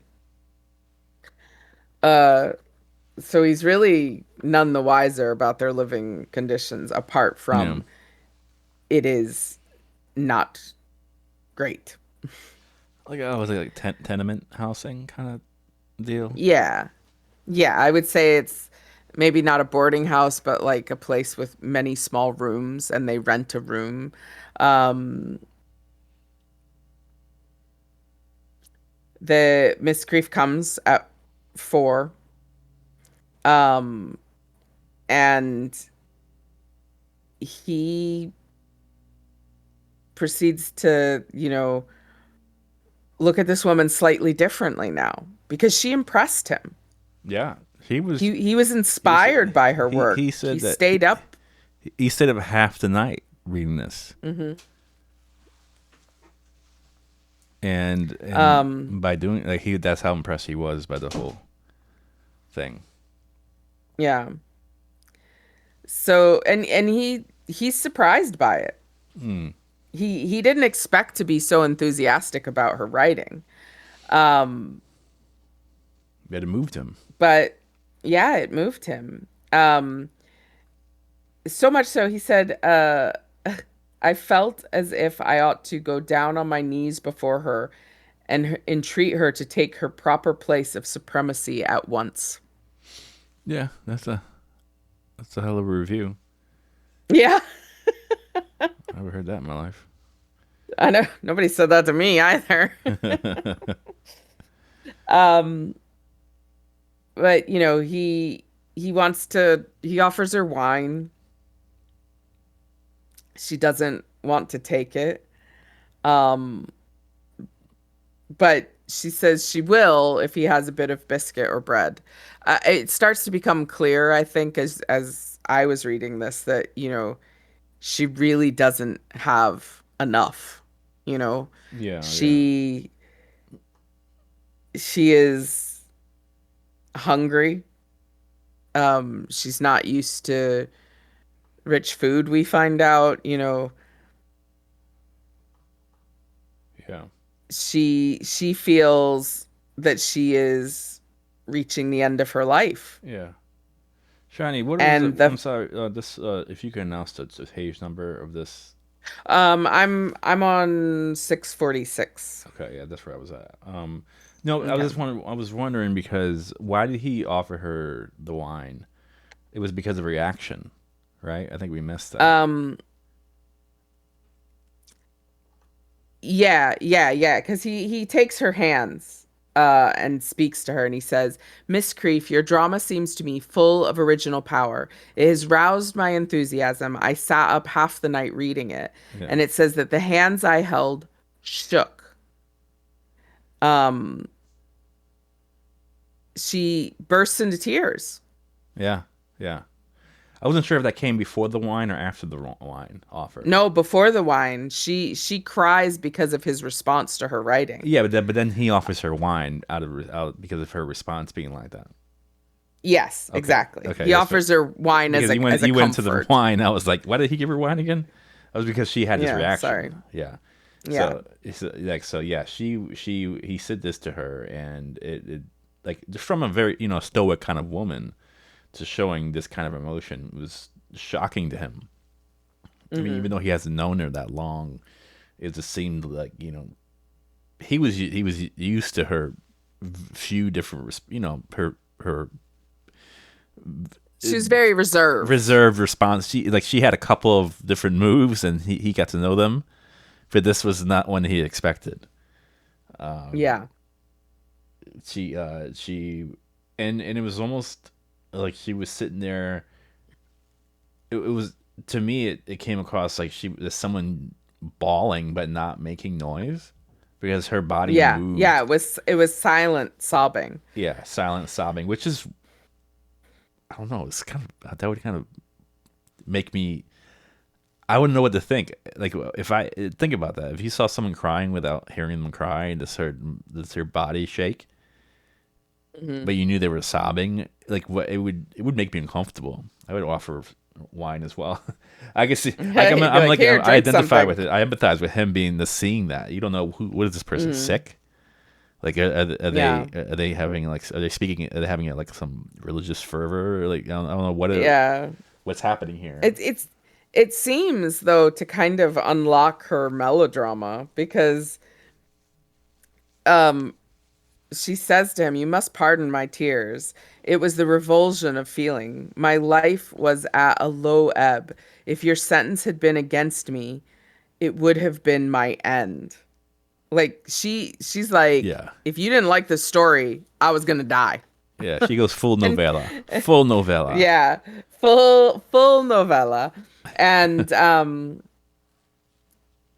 he doesn't like this. No, he's, He feels like she's being sensationalism. yeah. Well, And he's he like, was, it was gross. sensationalism. Yeah, he was like, why are we here? Like, you ruined all this. No, I wouldn't. That maybe ruined would be too strong of a word, but you marred this whole experience by adding that little tidbit about you Yeah. dying from our action. But so he gives her the wine and she has bread, and it's just she began to show new life. She looked more radiant. Yeah. Like, prior to that, she just looked like a poor suffering woman in the cold. So now, Yeah. like, she had, which is like, I'm reading it like, okay, I'm gonna read this past. She goes, she looked warm. I now perceived her that what had been the principal discomfort of her appearance heretofore, it was that she had looked all the time as it was suffering from the cold. Yeah, no shit. She's hungry. You can't see that? Like, why?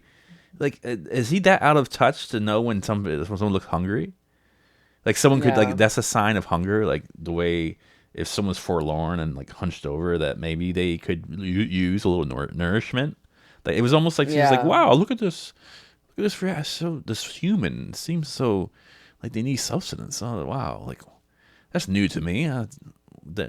Surely they have a butler at home." Or I just seemed very out of touch. That he Yeah. could not, like, I it's would almost agree with that surprising to him, like, assessment. that she takes a bite of bread and, like, somehow she seems better. Yeah, that's what happens when you Mm. eat. That's what Yeah. that, hello, where are you from, a different planet? I don't know. This seems like some, Yeah. But as much as he liked her story, he does find faults. yeah, yeah, Um and he tells her, he's like, I suppose you know that there are faults. And she says, I was not aware that there were any. Like she believes that she yeah, wrote this in the best way possible. yeah. And this is a good part. Um, We have to think about this as we, and when we, at the end of the story, I want to kind of go back to that. What faults are we talking about here? yeah. Um, and he says that, now he can kind of start to to help her. He says, let's go over it together, because clearly she doesn't see these faults. Mm-hmm. Um, and he says, shall I read it to you or will you read it to me? And she says, I will not read it, but recite it. Uh, and he says, that will never do. You will recite it so well that we shall only see the good points. Makes And sense. and he's like, but right now we have to focus on the bad points because I mean, I I do believe in this moment he actually wants to help her. He wants to focus on the faults so that he can help her get better. Mm-hmm. Um, because I think in this moment he still very much, loves what he's read, so he wants to make it better. Um, but she just doesn't. She never backs down. That's what I really like about her. She's like, I will recite it. It doesn't. Yeah, it doesn't. Yeah, this doesn't phase her, and that's why I have a different opinion about that. I okay, you do want to have someone look at your work and all that, Hmm. but I think his way of showing it is that he's a little bit intimidated. Like, wow, if you tell, okay, it doesn't make sense. If you tell somebody that you should go on your knees and you praise them for being such a superior writer, that I'm in awe of you. Like I thought I was like, pretty much what he was saying, that I thought I was good, but I read your work and I'm not near anything to that potential. Hmm. But then to say that you have faults, it just comes across like a power move to me, honestly. Oh, you think he's doing it to bring Yeah. her back down? Well, I just to kind of suck more that, like, to put the air, to put more oxygen in his side of that room. Mm-hmm. I think it's a power move. The reason I say this is funny. I had a streamer come to me one time when I was playing, and he goes, "Oh yeah, yeah, this is good stream, but you need to do this and this and that." And I'm like, "What?" and I was and I was like, I was like, "No, man, I'm cool. Like, people if people like it, they stay. If people don't like it, they go. I'm cool with that." And he's, "Oh, okay, okay, no problem." But the fact that he brought it up, it was, to me, was a way for me to go, "Oh, really?" Or to kind of take the bait. And I think a lot of people say that there's Mm. something wrong just so they could appear that they have some kind of power in the conversation.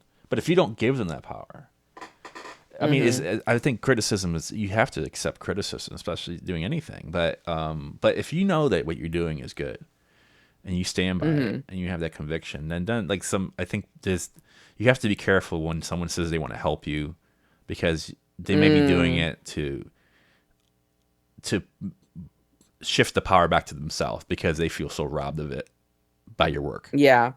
Yeah, that's So a very good point. yeah, so I'm not in this case. Yes, he does seem to help, but it doesn't seem, compared to his initial response, that if you're so entranced by my stuff, like, how could you say that? Oh, it has some faults. But it just seems like Yeah. it's coming from a place of he has to assert dominance.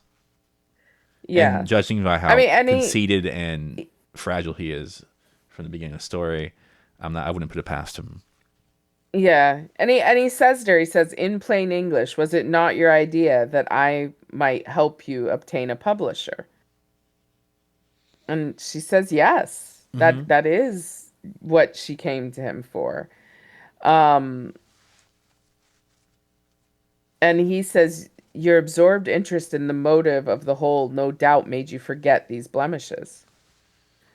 Um, because he says there's glaring impossibilities in the plot. Yeah, which I'm not Um, opposed to. Remember, we talked about this prior to the book club, that he has experience. He's coming from mm-hmm, he is published. He knows what publishers is mm-hmm, looking for. mm-hmm, There is implied that she goes to him because she would like to get his opinion of how to get published. mm-hmm. And he's just showing her how the process happens, and what they look for.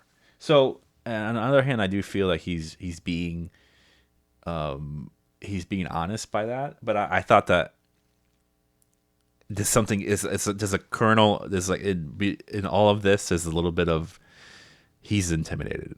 Like, it may have Yeah, the nucleus, or it's whatever is cocooned in there somehow. This inferiority that he's feeling, but he's kind of Yeah. he's putting it's like the outer edge, like, oh, you need to get, you want to get, but you need to get published, you need to do this, so it kind of brings her down a notch, but also it gives him a little bit of an advantage in this situation when he knows that I just read some work that's could make my work seem pedestrian. So Yeah.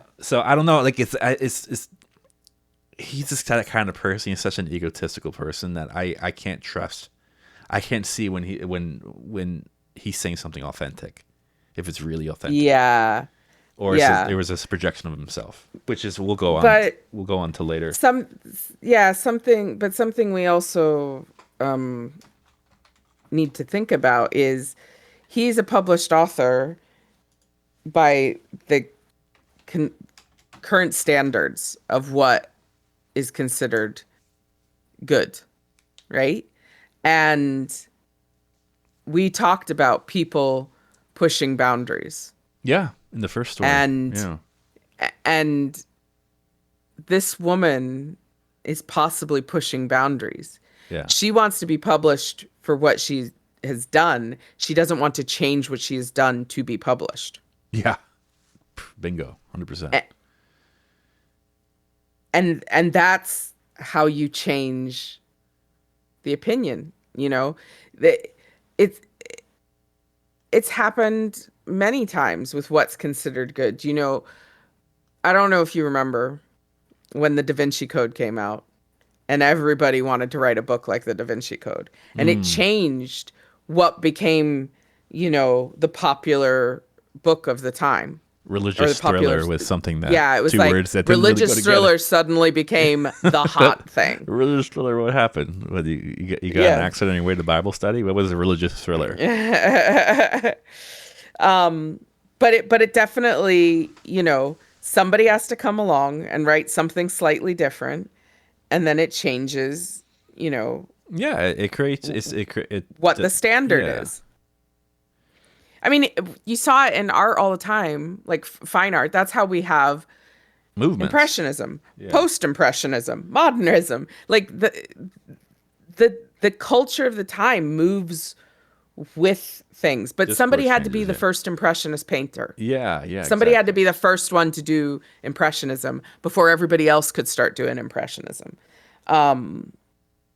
Someone had to be the first cubist before everybody else started doing cubism. That's just how it works. And so maybe she's the first person to write the way she writes. And maybe if she can get attention, Yeah, it'll change how people write. it's true. But like, yeah, So as I we learn kind about of like this, see yeah. I'm not I sure. see where she's coming I see from. where she's coming from. I'm not sure how much of that critique is more of him and feeling threatened, but there's also, but it's, as Shiny always says, you can still tell the truth without saying everything. That's true. Yeah. That is true. So he is fulfilling, like he is.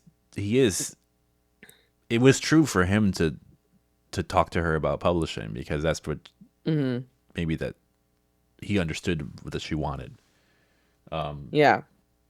So Well, I guess we don't know what the she thing. wanted. Maybe we weren't clear what she wanted. I think No, he's but the one. she He says presumed. yes. Yeah, he presumed He that. brings it up. But she answered. He says, I read it before. Was it not your idea that I might help you in obtaining a publisher? And she says, yes, yes. Okay, So that is what she wants. yeah, However, I think what she wants is him to use his connection to get her a publisher, not use his literary knowledge to get her a publisher. She's so not the- coming to him for a critique of her work. She's coming to him for a leg up. yeah, and in his world, a leg up is probably all his transactions, all his interactions with people. Someone Yeah. that is common, and he maybe. So I think when you know someone's coming in, like someone's asking you for something because you have connections, it kind of it gives you some power. Oh, you come to me Yeah. for a favor. Okay, very like Yeah. Don. very very like mobster. Like, okay, Yeah. I have this. If I do you a favor, you You, owe me a you owe me a favor. favor. We're just doing favors right now. So, like, so I don't like whatever it was for him for someone to approach him with a to ask for a leg up. It's like it's a way for her to, oh, you need me, good. Mm-hmm. Mm-hmm. You're not as Mm-hmm. you're not this mysterious presence that is better than me. Like, now you're just like everybody else, asking me for something. Good. Yeah. That's what Yeah. for a narcissist. It's easier to compartmentalize. How do you say it? Compartmentalize. Compartmentalize. Sorry. His her as non-threatening by putting her in a category of people that he deals with on a constant basis. Oh, you just want something. You just want something from me. Good. Good. Now I have the upper hand. Um, yeah, so, he tries though to get her to see that there needs to be changes, Mm-hmm. according to him. And he says, I like it, and you see that I do, but I like it because my taste is peculiar.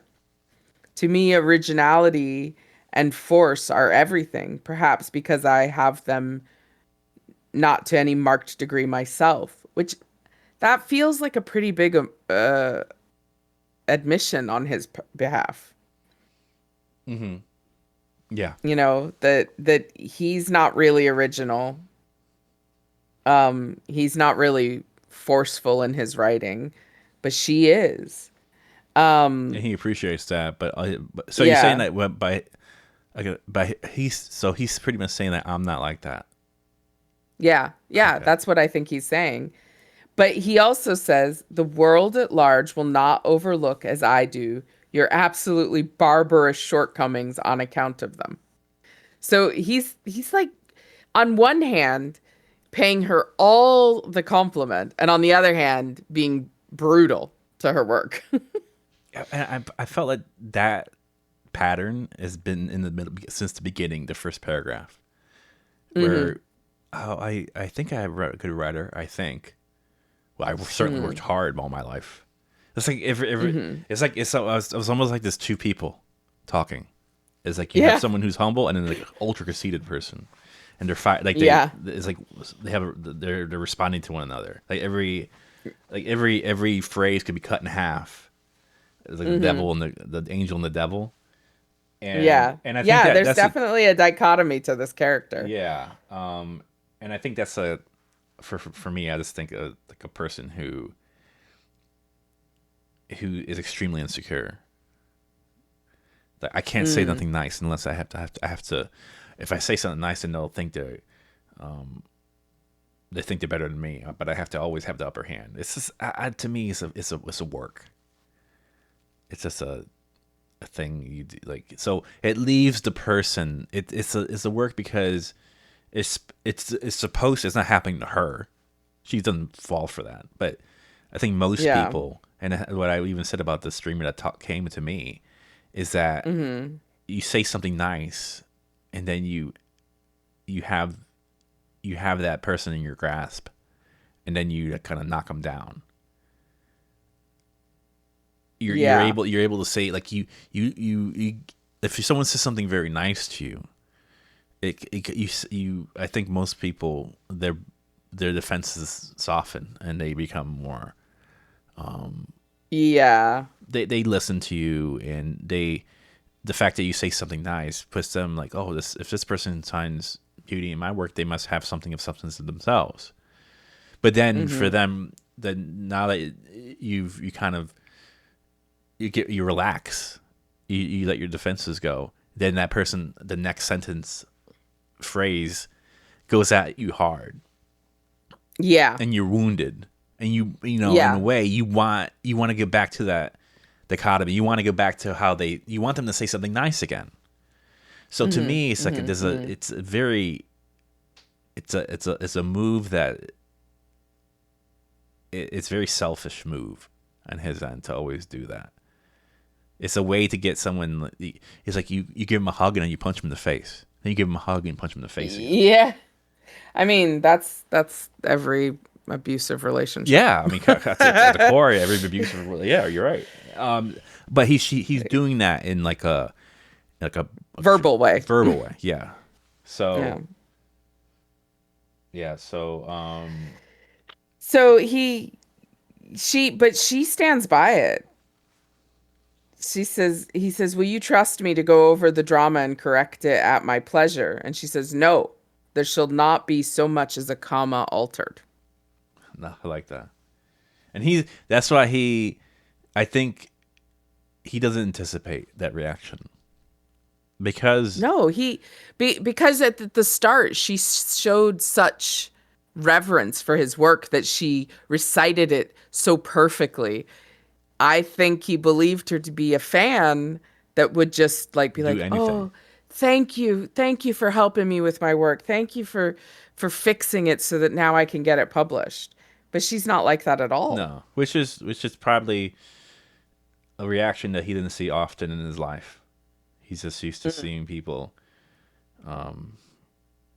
It's comfortable for him to know that someone's indebted to I don't know his decisions.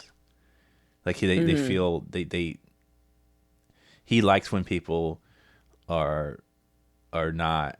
He likes when people give give themselves to him in terms of like we just want to impress this person. I just want to impress you so much. But like Mhm. but she reacts in like a totally like in a different way. Like, oh no, I don't want to change anything. I'm glad I like I love your work, but I could also say I don't like you, which is just, I think is difficult for people to do. You Yeah. you tell someone how much you care about them or how much you like their work means to you, but then they say something to you, and you're like, no, I'm not going to change it. I love your work, but I'm not going to change that. Yeah. That's Yeah. that's not a common response. Usually, it's, oh, you like me so much, I want to do things for you like me more. Yeah. Yeah. Well, and he wants I guess he wants to see if she has other stuff, maybe because she's being so adamant that she's not changing this piece. Maybe he wants to read other things and see if there's something more suitable for publishing. Hmm.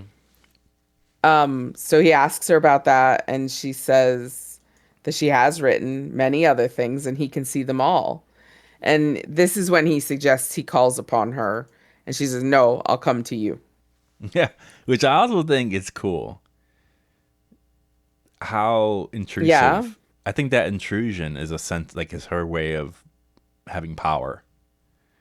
Like, no, no, no, no, Mm. no. Like, why you have me? You may have the means to see me at your whatever, however you want, or dismiss me at Hmm. however. But I'm not gonna be at your door. I'm gonna be in front of your house. Like, there's Yeah. like you can't mess with that. Yeah. If you come to my house, you could easily just drive away. Yeah, that's true. Yeah, He can leave at any time leave at any moment. if And yeah, and but plus it's like you there's a certain thing like it's like there's a imposing factor that okay you're in your little chariot, you come to my residence, you obviously by having a horse and a butler and a driver and all that, that you could use that to intimidate me or to make a to show the distinction between our stations. However, when I go to your mhm. house, I'm intruding in your life. Like I don't you don't have Yeah. to like you don't, it's not a spectacle. You can't use that as your advantage. So Yeah. by being in your house, in your study, I have some agency in the situation. It's like And she going can to leave at any like she time. could leave whenever she wants to. So Yeah. if he upsets her, she can be like, "Okay, I'm out." Yeah. Or if, or if he leaves, he has to pass her. Yeah. So, Yeah, well, he has to leave his own home. yeah, yeah, at some point. Um So yeah, I like that. I just like that. So I'm on Yeah. 649 now. Good. Good. Um, but he kind of he keeps kind of he says, "When did you say I might come?" And she said, "I did not say it would be impossible." Uh, so he goes, "Okay, well, when will you come here?" And she's very accommodating. She says, "At your good pleasure, sir." Uh, so he asks her to come tomorrow, and to dine with him as well. Um, so she says, "Yes, she'll come." She also said, it cracks me up. He says, "Come tomorrow. By the way, come and dine with me then. Why not?" I was curious to see what she would reply. "Why not, indeed? Yes, I will come. I'm 43.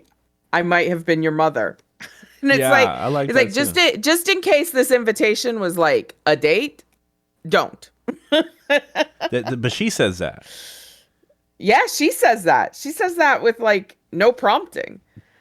which I think is another move because I think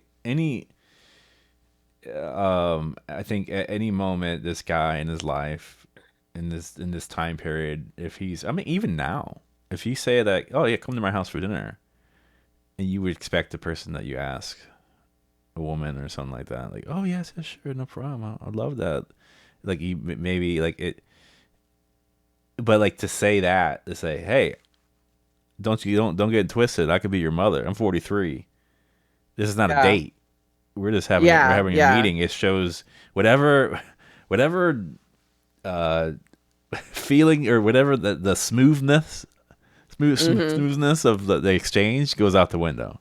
You're not as Yeah. it's like you got you're trying to be like a player or something, like I don't know, She like finds a way to keep power in their yeah, interactions. exactly. Yeah, She's poorer than him, she's not as successful as him, she's older, not yeah, attractive, and yet she still manages to maintain power in their and dynamic. that's And I think that's screws with his really brain. impressive. Yeah, I love that. Yeah, yeah, it totally screws with his brain. And his reply to her is like, "Well, I'm over 30, so it's not quite like you could be my mother, but I guess you could be my aunt." Yeah, Um, but he hasn't known her first name. So he says, "Aunt what?" And she says, "My name is Arona," which has got to be the like worst name ever. Arona, But Arona. it's because her father wanted her to be Aaron. Yeah, He wanted a son, and he was disappointed by the fact that he had a girl, so he tried to give her a name as close to a male name as possible. mm. Um, so yeah, he says, "Come dine with me tomorrow. Bring your other manuscripts, and I'll read them." And she agrees. Yeah, yeah, But he tries to. It's still raining outside, so he tries to offer her a carriage home, and she refuses. Like, if for someone who's come to him for help, she doesn't like to accept any help that isn't the kind of help she wants. yeah. It, and I also think that it's like there's a part here that that you didn't include, but I thought was, for me, it stuck out. He Mm, goes, he liked the name Arona that she said, and it said, but he might compromise upon the label aunt. mm. And I was Yeah, he like, wasn't a fan of that. but why was he not a fan of that? Because, and I feel like to say that I could be your mother, it shows like it's kind of a slap in the face to like the patriarchy, in a sense, like I'm your mother, you have to listen to me, like it gives her a sense of Hmm. power to say, but also the aunt too.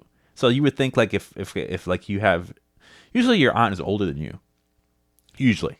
Yeah. So it's like, I think that he didn't like anything that alluded to him having to be below her, below, like in terms of names, in terms of labels, like for him to think of her as a mother, that would kind of make him, um I don't know what's the word. It would subservient in a sense Mhm. to Do to, you but so do you would think aunt there's too. Yeah, do you think there's any element of this where he's kind of like um maybe doesn't want to close the door on a further relationship? I don't know. I just think of it as like intimidation. I think of like, okay, Mm. I think of a guy. Think of if I had my wife had any boss, a boss like this. He used Mm-hmm. to like, oh yeah, dude, I like to think of like, they're like my daughters, like to his Mm. employees that are women. And it was like Yeah. it was a weird way for him to show power, Mm-hmm. but he would Mm-hmm. never say like my aunt, this person, because daughter is below, Yeah. aunt is above, Yeah. mother is above. So like just Yeah, the I fact, get so you. like why would he? Even the word aunt was bothersome to him because it would also show that she was It puts her in a position of power. power. Yeah, yeah. So Yeah. I just, it was just, I didn't pick up on that. Not that you it was just, it was a very minor detail, but I saw it differently after you read it. Mm. Yeah. So, um, she does arrive for dinner, and there was a funny line, to me anyway. It said, he had thought perhaps she would make for the occasion some change in her attire. He says, I have never known a woman who had not some scrap of finery, however small, in reserve for that unexpected occasion Jesus Christ, of which she is ever dreaming. And I was like, oh my God. this dude is so out of touch. He's first of all was Yeah. like, hey, what was the thing you're eating? It's like you changed. First, like you looked cold and now you look warm, like you nourished. Like, is that new to you, sir? Like, why? Like Yeah. now that, but so you also think that people have dinner clothes? Like, not everybody has nice clothes. Not everyone has access to new stuff. So, like, for him Yeah. just to assume, it just shows like his privilege. Just doesn't know, doesn't think about it. And this is the person that Hmm. is, he went out in the beginning of the story. He was like going on about how well he is, like he is the lens of society. He's not done. He's not the lens of Yeah. his Yeah. society. Not this. He's on society in general. Yeah. Yeah. He definitely he definitely sees himself as better than he is, I think. I mean, I kept writing that in the side, like in the margins of my printout. I was like, man, he thinks he's hot shit. Yeah, yeah, yeah. Um, but yeah, they have dinner. They're just having dinner normally, but he asks her for the new manuscripts and she gives them to him uh post dinner. She didn't refuse the wine this No. time, she takes it. And he lights a cigar and asks her if she wants a cigarette. And she says, I have not yet succeeded in learning to smoke, which I like that. I really like that. Um, and he says, You've tried? And she says, Yes, Serena and I tried, but we did not succeed. Uh, and he Which I asks if also think is Serena kind of is her funny. maid. It's kind of funny. I mean, What? he said it amused him, but I also thought of like these two women like in a room by themselves trying to smoke cigarettes. Yeah. It seems to be this is what people enjoy, huh? I don't know if I enjoy Let's this. try it. Coughing. Yeah, They'd be coughing. coughing up a Yeah, storm, not like yeah. um but yeah, he asks if she's her maid and she says, which I think she says this rather cryptically. She said she lives with me. So Mm. she's not divulging the relationship that she has with this other woman. Yeah, yeah. Um but he starts looking over the manuscripts and is very soon absorbed in them. Yeah, yeah. Uh This much as the original manuscript or the yeah. initial manuscript. But When he's and he Yeah, and he says, I had never before seen or even in dreams imagined. So he thinks that she's writing so originally, yeah, you know, it's something he's never ever experienced before. And he says, here and there was radiance like a flash of a diamond. Um, but each poem, almost each verse and line, was marred by Oh some my god, fault this or fucking guy. lack. It's like the duality. It's I swear to Mm. God, it's like his narcissism has a delay. Yeah, his narcissism has a Like delay. he's like, oh my I god, this love is the most that. amazing thing in the world. I can't believe it. This is I've never seen anything in my life like this. This is beautiful, but it has some flaws, and it's Yeah. better than mine. It's like he has like this initial reaction that is Mm-hmm. like pure. Mm-hmm. That Yeah. he like it's so his reaction is beautiful, and it shows that like it's full of this this humble, it has it's just humble this, and then all Mm-hmm. then he forgets, he feels threatened, like there has a Mm-hmm. delay, and then the narcissism comes out. He has to knock it down, so he doesn't feel threatened. Mm-hmm. um it's just crazy, and I just Yeah. I'm sure I met people like that in my life. Not often though. Usually it's narcissism, like the narcissism comes out straight, there's no delay. Yeah. Yeah. It's there It's right direct. from the start.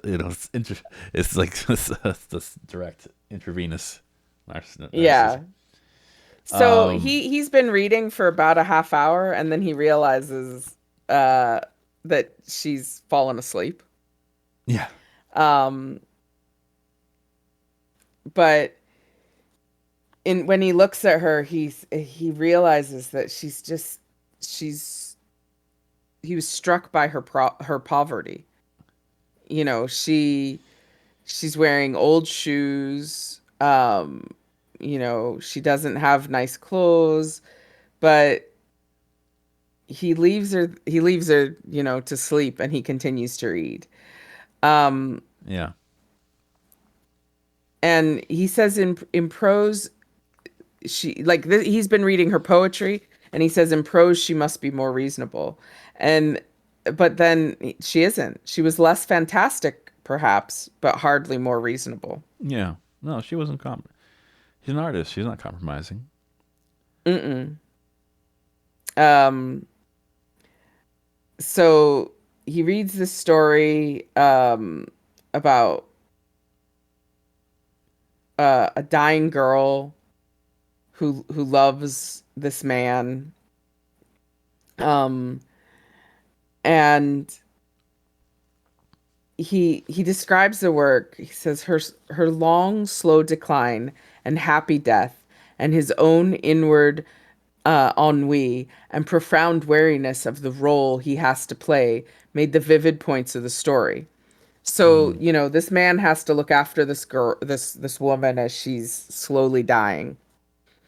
yeah, Um, and you know, he thinks it's beautiful. He thinks it's lovely, but then there's this physician in the story, and the physician is awful to him. Worst character ever written. He hates this guy. Um, yeah, and when Arona wakes up, he says, you know, this is wonderful, great, beautiful, love it, but you got to get rid of the doctor. He's no good. And she says, certainly not. She just, she pops out of her slumber. yeah, she's like, I can't do it. No And way. he's like, but if you want it to be published, you have to get rid of him. And she says, I'm willing, but do not know how. In my mind, he belongs to the story so closely that he cannot be separated from it. Yeah, That's on the top of page 652.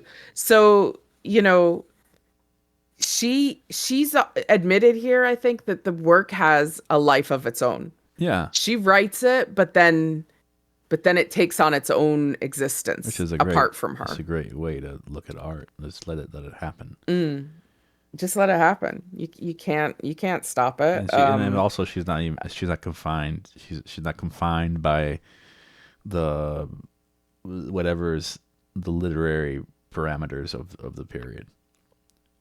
No, no, she's written what she's written, and then That's it. But this character, and it's all so it's like everyone hates this character. What he's saying, like he can't. This character is despicable. But maybe back then, a villain is not someone who should take the page.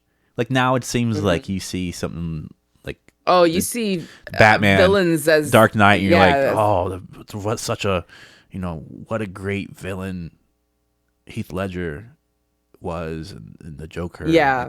Like now it seems, but I'm sure somewhere time in history, to have a villain become the star of a show is. I mean, I'm thinking Shakespeare too. Like this villains in Shakespeare to take the stage, but maybe maybe to the readership at that time, a villain shouldn't like. Yeah, obviously art is these reaction. things You ebb and should- flow yeah. and change. Yeah. So even if villains were the best thing ever during Shakespeare at this time, maybe they're not. Maybe this is a time when the appetite from the public is that they want their heroes to be heroes and their villains to be villains. Yeah, And not that's just the way it is. and if someone's bad, if it garners reaction and adverse reaction, why would it? I don't want to feel bad, and it's like it seems like with it kind of matches he's the hedonism of the time. That's almost at the core of his personality. I'm assuming that other people in his ilk, like his friends and his social group, are like hedonists too. They're like this people who love pleasure. So to read a story and to have a character that makes you uncomfortable is probably not what they look for, and not what the public wants. They don't want to have a character that makes them feel makes their skin crawl, because that would be the antithesis of how they live their life. They don't want to be bothered by something. So like it just seems like maybe that's the reason why he hates that character. Yeah. Like why have this person in there. But Yeah. No, I can see that, and clearly like she feels like he is imperative to the story, so she just wants she can't take him out. At that point though, they get interrupted by Simpson, who has a note, and the lovely Mrs. Abercrombie has invited our protagonist out for the evening. And Arona takes this as a chance to leave. yeah. And she goes home. And he kind of knew already, so he had a carriage already ordered to take her home at this time. Yeah. But he says, you'll hear from me soon, and he'll do all he can for her. So, now that he's got all her manuscripts, he's going to, shop them around to a publisher. Yeah. And he goes off to do that. But he doesn't do it right away. Yeah. He kind of gets caught up in his own affairs for a time, and then he begins sending her story to a friend, the editor of a monthly magazine. And this guy has it for 4 weeks before he replies, or before a reply is received. And when the letter comes, he agrees. The story has force, but I cannot stand that doctor. If she cuts him out, I might print it. Yeah, so it's like that's what I mean. Like that's what makes me think, because he says that, and then this publisher says that, and this is just another. It's like another. It shows me this the attitude of the time. Like they're not ready for that. They're not ready for a character like that. So obviously, it's just of course the publisher would refuse it, because They don't want that. But to me, it's the same as saying, "Oh yeah, we don't want a black entertainer right now and singing in the front of the Yeah. band. Yeah. We can't have No, that. No, exactly. Exactly. like, That's we a can't very have good that. point. Yeah, we can't have that now. People would Um, not buy it. he doesn't he doesn't immediately go back to her with this though. He waits because he wants the to hear back on the second thing he sent out, which was the first thing he read, Armor. Yeah. But it says the publisher had been impressed by the power displayed in certain passages, but the impossibilities of the plot rendered it unavailable for publication. In Impossibilities fact, of the would plot. bury it in ridicule Oh, okay. So this is if all it went about before the public. perception. This is all. These are not critiques that have to do with anything with her writing prowess. This is all about. No. These are all things about what the public likes and what they don't like. Yeah. Which I don't think is because I, which is a critique from a publisher's standpoint. But if you well, want yeah, to, because a publisher's job is to publish things that are going to sell. yeah. So this, I don't think they're wrong. But I think that there's two kinds of critiques. There's, do you want things that sell, or you want things that you want? Are you going to read it like someone who's recognizes original talent? Like, are you willing to take it? Like, if there's down the road, there is going to be a publisher that's going to say, "I love this, and I don't care if people don't buy it. I'm going to publish it anyway." Yeah. But these At are not, some point, these you are not have the to take a publishers. chance. These are not the. And obviously, it says a lot about him, the writer, the gentleman, that his orbit is all these kinds of publishers that are saying the same thing he's saying. So that's, we'll go into that later at the end of the story. But just think about that. Why is his orbit of all these people that are saying the same thing? Doing the same thing. What does it say about him? So, so go on. Like, so we have this. There's a So lot he of now time. There's a lot of has time. It's like 3 months, right? It's a long time. Quarter of a year. Over the whole time, yeah, probably. Yeah.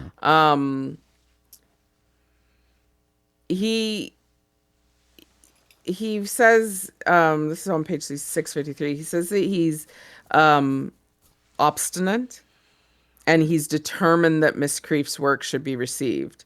So he decided, since she refuses to alter it, he'll do it himself. And again, I wrote in the comments, so conceited. Yeah, He yeah. has such gall to think that this work that he has even admitted is amazing, And that above he him, can edit that it he's ready. himself. He's ready to. He's like, well, let me fix it.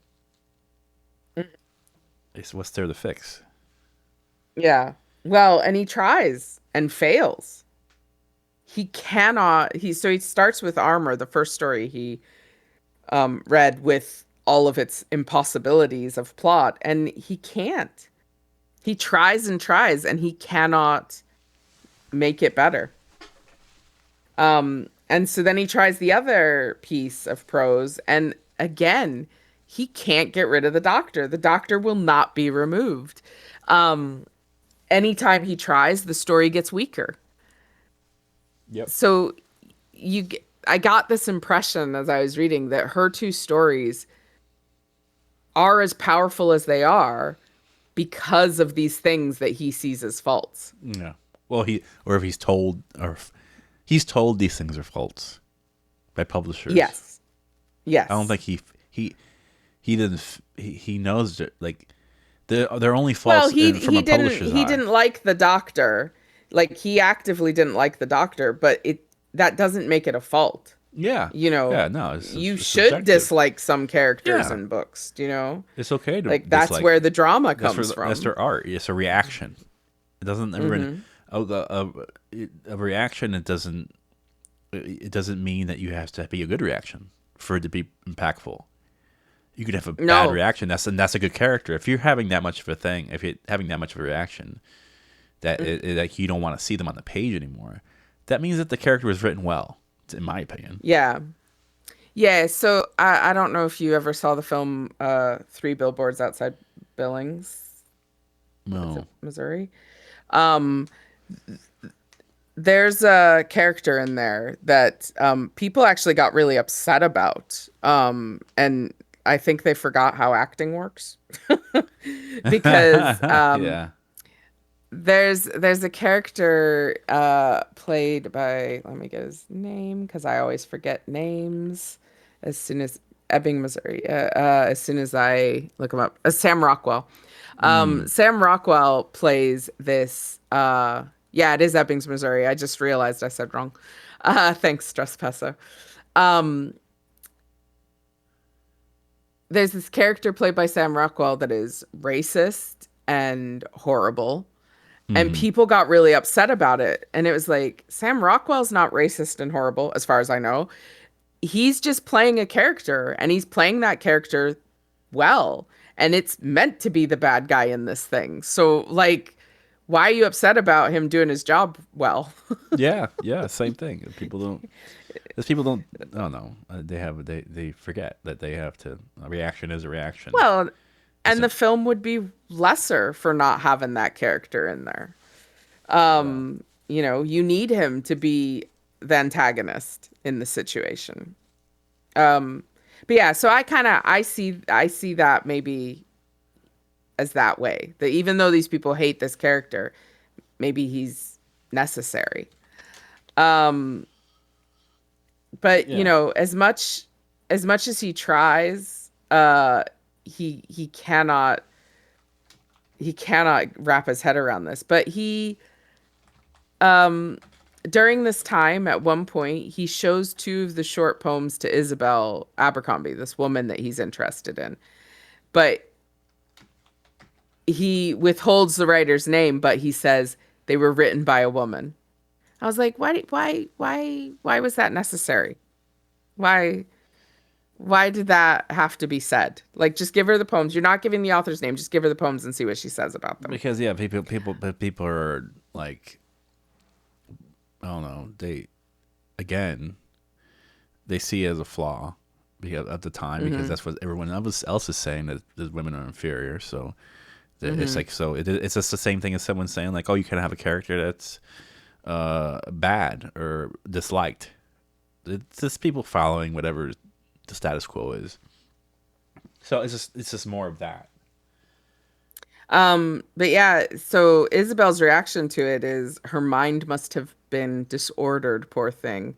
At least judging by these, they are hopelessly mixed and vague. And he kind of like is on the defense now because he's like, they were not vague, they're vast. But I Mm. knew I could not make Isabel comprehend it.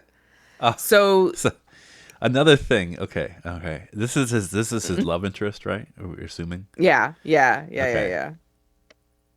I think he realizes that she's only saying things that are common to say.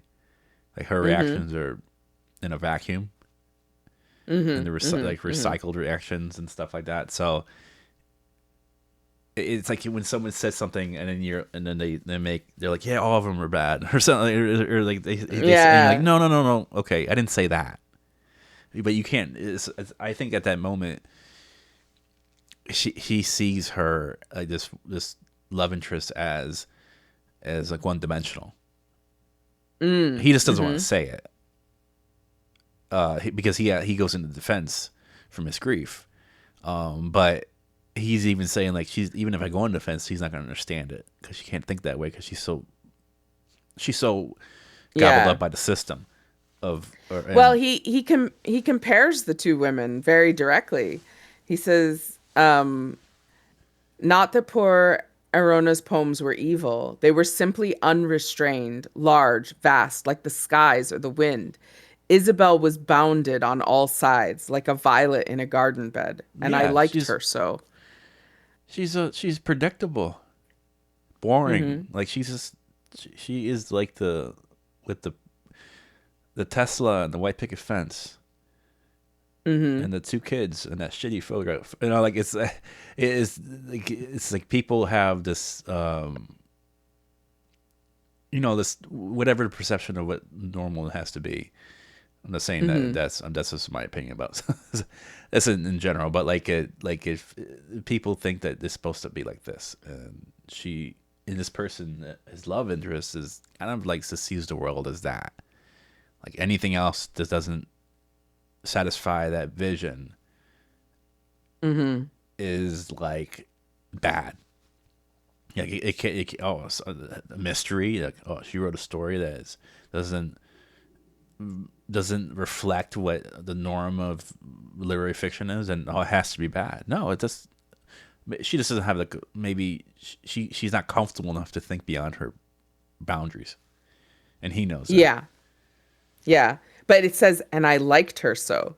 He wants his love interest to be a flower in a garden, not Yeah, a wild, you know, yeah, because hedge growing out of control. but I think that like I said, there's a couple times in the story. I'll go into it later that he just doesn't realize a lot of things around him that are placed there just for his enjoyment, and this doesn't Hmm. really like it makes him if he really thought about it, he might go crazy off himself because it will reveal that he just has these people around him that are just yes men. And but again, he's just another not seeing the beauty. Well, seeing the beauty of Miss Grief in her style, but also admitting that oh, I can't be around people like that because that would I have to be in this group of people that are safe. Yeah. Um, he still hasn't gotten back to to Arona at all. But it becomes clear to him that he can't improve her stories or improve her work at all. And he comes upon her maid. He recognizes her and asks his driver to stop, and he speaks to her. He asks how this cracks her. How is Miss Grief? I've been intending to write to her for some time. Um, and the woman says that she won't see his note because she can tell from his face that it's not going to be good news. Mm. And she says, you're not going to cause her any more pain on this earth. Um, but he's like, who's done this to her, Serena? Um, and she says, Serena, indeed, rubbish. I am no Serena. I'm her aunt. And as to who has racked and stabbed her, I say you literary men. Mm-hmm. So based on that, I kind of got the impression that she's actually been trying to get published for some time, and he's maybe not the first person she's reached out to. Mm. And Um, she's being like she's and because women were not published, in in the literary world, mhm, often it was because of that structure, and that was holding him back, mhm, and that was and like the aunt is kind of seeing that for what it is, obviously knowing that she's suffering, to say the least. mhm. So what do we? This is was this person the what they thought what he thought Yeah, was it's the woman they thought was the maid, but it maid. is Okay, it was indeed really a her family aunt. member. Okay, okay. Yeah. Um, and she, you know, she lets him know that, yeah, but she shall die in peace in spite of you. And that's kind of the first that he understands that she's ill. Yeah, yeah, yeah. And the aunt says she is dying. Wow. Um, and he's like, well, can't we do anything? Can we help in any way? And she says, in all the ways, if you could. Um, and she starts to cry. And he really doesn't do well with crying women, does he? No, no. Um, but she says she sold everything that they own piece by piece. She's trying just to, get them enough food and to be able to live. And he decides to go with her to their home. Yeah. And he realized that they live in this abode of poverty, crowded and unclean. There's a large bare chamber up many flights of stairs where she's lying. Yeah. Um, and when he first sees her, he thinks maybe she is dead. The life has gone out of her. Yeah. More than what it was Um, before. yeah, exactly. Um, and she says, "Tell me." She says, "You have good news of the drama. I tell me. I know you have good news." And he lies. Yeah. And he says, yes, I have good news, Arona. The drama will appear. And who knows, perhaps it will in some other world. Um, In some other world. so yeah, but He seems he's like saying, he's softening the blow, maybe.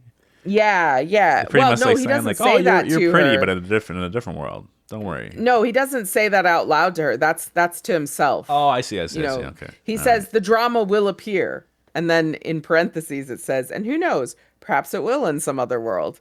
Um, so he's trying to give her good news because he's heard what the aunt has said and he doesn't want to cause her more grief Yeah. in Yeah. what may be her Last moment. last moments. Um, so she asks her aunt to give her something to eat. And her aunt's like, please, because it's the first time she's asked for food in weeks, but they have none. Yeah. Yeah. Um, and it turns out that the aunt was looking to go buy food when she ran into the protagonist. So, um, he's like, "Oh, well, I'll get her some, we'll get her something. Here, take money, go in the carriage." And she runs off to go get food. Hmm. And he sits with Arona and, uh he lies to her, and it says, as for the lie involved, it will stand among my few good deeds I know at the judgment bar. So he believes that he is doing what's best for her. Again, why cause her pain when she isn't likely going to be around for much longer? Yeah. Yeah. Yeah. Um, her aunt returns, makes her food. She eats a little. He goes out and gets wine. Uh, she rallies, but he stays by her side. Um, he says, her eyes dwelt upon me and compelled me to stay, or rather, my conscience compelled me. Mm. So, um, she tells him that, uh, she says, that he can have the drama to get it published. Um, but she wants her other manuscripts to be buried with her. Mm. Um, and she doesn't want him to look at her other work. She wants them to die with her. Yeah. Yeah. Um, There are not but she many of asks, those you have seen have in these. See, um, yeah, she again a little melodramatic, but I feel like she has a license to be because she is dying. It's not like she's pretending. yeah, yeah. Um, yeah, so a while later she says, "Do you wonder why I came to you?" Um, and she says, "It was the contrast. You were young, strong, rich, praised, loved, successful, all that I was not. I wanted to look at you and imagine how it would feel. You had success, but I had the greater power. Tell Oh, me I did not have it. wow. Mic drop for her. Hmm. That kind of screwed with his screwed with his head a little bit. What did he say after that? He said yes, Arona. And she Okay, said, good. it is all in the past now, but I am satisfied. Yeah, I like that. He had to admit, and he didn't have that dichotomy with his the responses. Yes, at least for now. Like he didn't say he just did yes because he it was Hmm. admission of he knew that. So so what after that? Um So they spend the night talking. yeah. Uh, her with great pauses between and speaking in whispers. Um, and she asked him once if her aunt had fallen asleep, and he said yes. And she said, "Help her to return home to America. The drama will pay for it. I ought never have brought her here."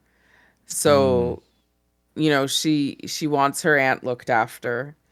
Um, and he promises to do so, even knowing that the drama isn't going to be published. He has the money to So do it that. will, yeah, it will be his money that pays for Yeah. that. But he still makes the promise to her.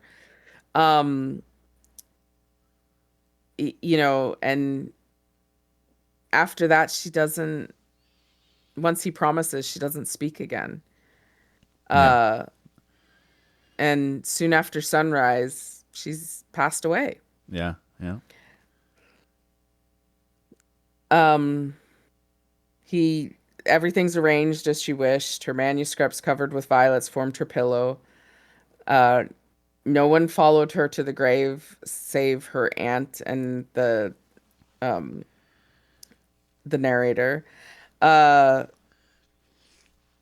her name was not Creef after all, but Moncrief. So the coffin plate says Anna Moncrief, age 43 years, 2 months, and 8 days. Yeah. He never found out more about her. Yep. Uh, the drama he keeps. He could have had it published at his own expense, but he doesn't. He thinks that maybe she knew the faults and so she wouldn't have liked it. Alright. But he reads it. Occasionally, he reads it to himself. Um,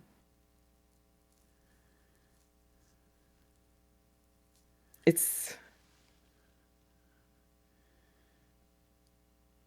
it says that, she had the greater power and she failed. He had the lesser power and he succeeded. Yeah, but no praise due to me when um yeah, he just really. Oh, and then he marries that woman, right? Yeah, he marries Isabel. Yeah. But he says, when I die, armor is to be destroyed, unread, not even Isabel to see it. For women we must understand each other, and dear and precious to me as my sweet wife is, I could not bear that she or anyone should cast so much as a thought of scorn upon the memory of the writer, upon my poor, dead, unavailable, unaccepted Miss Creef. Which is, I don't know, probably the most only redeeming Yeah. thing he did during the whole story. I mean, I guess he did carry out the wishes for his aunt for her aunt. Mm-hmm. Um, but there like so in going back to like this the ending of the story and to the beginning. If you go to the beginning of the story, he is kind of like projecting. He's pretty much saying, "I'm a conceited fool. I have all this thing. I have the connections. I have my place in society. I am passably good looking. I have all these things. I have a comfortable life. I have the means. and I am a literary success, and I am successful. It's almost like he's telling himself this, but doesn't is trying to accept it. But I don't think he knows. Like he can never be Miss Grief. He can never write like her, but he cares too No. much. He cares too much about Yeah, he's perception. too conventional. He's too conventional. He He knows it. he And can't break the rules. yeah, and so in a way, that last line, like, oh, she may have the greater gift, and she may be the better writer, but she will die in obscurity, and I am not the I'm an inferior writer to her, but I'm successful.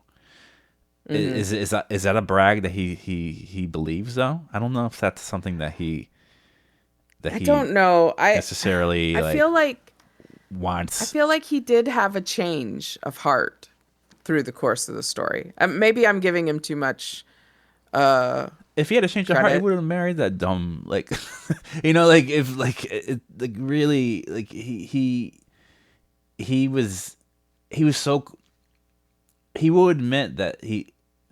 I just don't think he would admit to himself that what he has a very conditioned environment.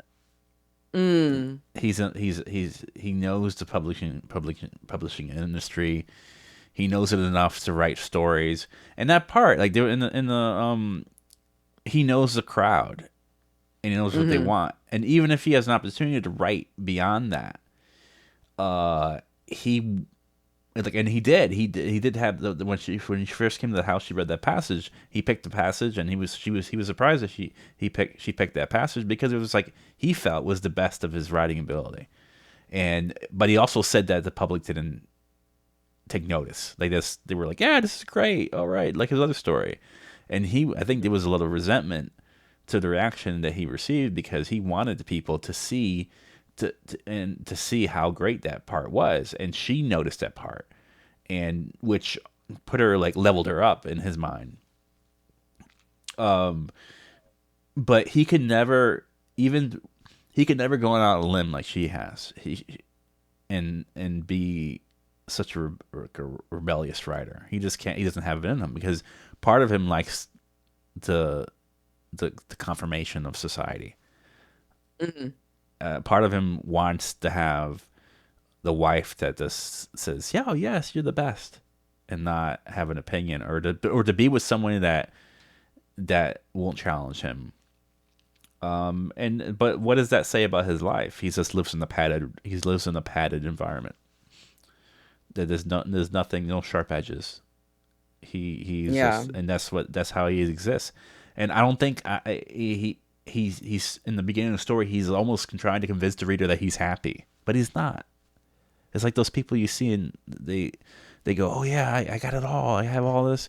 I have this nice car. I have Hmm. this family. I have this house, and I got everything I want. I got a good job. I go to church. I go, I have these connections, and I'm happy." Like, if like people, if you're really happy, you don't need to tell somebody. Yeah. Like, if the people who are Yeah. like truly like happy, they just kind of keep it to themselves. Like, they're just content. They're fine. But the people who go out have to go in a soapbox and tell everybody how great they are usually not. They're not happy. There's something. Yeah. There's a disconnect, and I think that's.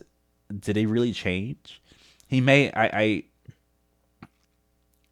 He may in ways that I think I he knows that I definitely think she had an effect on he him. did. Oh yeah, but I don't. But I don't. Maybe But yeah. he didn't change at his core, but she did have an effect on him. She did alter him through Well, yeah, them knowing each other. and that was her point. Like, that was what she wanted the most for him, which is kind of cool. Like, it's cool that the sly that was the last thing that he asked. Like, she was like, "Let's admit that I was better than you, and because you Yeah. just had a lot of you had a lot of help. Your sex helped. Hmm. Your guy, your connections helped. You have money, and I didn't have any of that. Yet Hmm. I had to I was a better writer." And he's Hmm. like, "Okay, yep." He took it. He took it because he knows that, and that's why he. But did he? For me to see, like, to see a full epiphany, I would think Hmm. that I would want him to maybe pack everything up. I don't know. Like, I would want him to react in a way like, oh, I can't go back to. No, I can't. I have looking at this whole literary thing differently. I'm just gonna go into a mountain, write, and I don't care what my audience likes. I'm just gonna put whatever I want out because I'm inspired. Yeah. I'm gonna do that. No, he was like, oh, I'm just gonna marry this girl that is like kind of a dud of a personality, and I'm just gonna just live my life, and I'm gonna tell I'm gonna tell everyone that I'm happy when I'm really not. Hmm. Because I saw the greatest writer of my life, and it wasn't me. I wasn't looking in the mirror. It was Yeah. this person that is poor and who's dead now, but no one will know about her because I'm that insecure. It's just Yeah. I don't.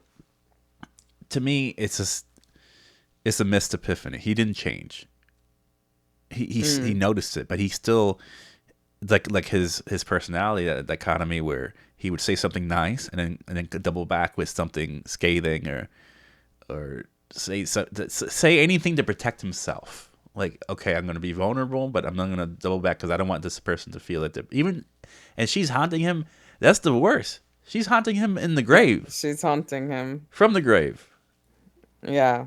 Like She's with him his entire life after they meet. yeah, he hides her in a manuscript. I Hmm. mean, hides her in a safe because he can't handle the public knowing about her. Also, but not knowing that, would, but that would force him to defend her. Force him to, people saying that would, okay, this is how I think. If her existence of her work exists, but if that work gets out, the fact that if he had a defender, that would make his own life a sham. Like, it would show that in order to in order to defend her, he would have to admit his own fault, and he's not willing to do that. Yeah. He would have to admit that he panders to he plays in a band. If he was doing music, he plays in a band that everybody wants to hear, and plays music that's not is conventional, and doesn't want to take chances, and married someone that's boring and unpredictable, and then he would and then lives But seen as probably as a beauty, as yeah, popular, yeah. as acceptable in society. So like, he would rather, like, to like I said, for people to read that and to know that they were connected, he would have to do that. And in order to do that, he would have Hmm. to kind of eliminate or that whole facade. It would make his whole facade crumble, and he's not willing to do that because he cares too much. Yeah. He's not Yeah. willing to. So it was just more convenient for him to hide her stuff. Yeah. So Yeah, that's true. yeah, poor guy. But yeah. Well, and to bring it back to before the law, he's someone who isn't pushing boundaries. No, he. He chose the life of sitting on the stool Yeah, rather than trying to get through the door. yeah. Um, Yeah, just like the first story. He he sat there in the Kafka story. He did not take a chance. He didn't go through that door. He mhm, stayed and hit the comforts of his station. He knew, mhm, but there are limitations. He can't yeah, he can't write the way he really wants to because he knows that it would contradict the the life that he has. Because then he would yeah, force to look at then he would have to deal with um just the reality of the people around him. yeah, He can't handle that his wife that he's supposed to spend the rest of his life with, it would talk bad. Not because like he not I think it's not because he would have to like have a firm rebuke on what she's saying. It's the fact that he has to then realize that she's not like she's not really he would have to realize that she's not like with it.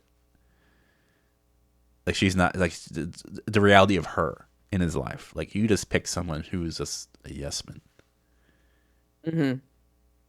and it's just again this is when you have that much authenticity come after you, when you live a life of conditioned, when you live in a conditioned environment, and someone you see something so authentic, you have to hide it because this is acknowledging its existence. This ruins everything that is around you, Yeah.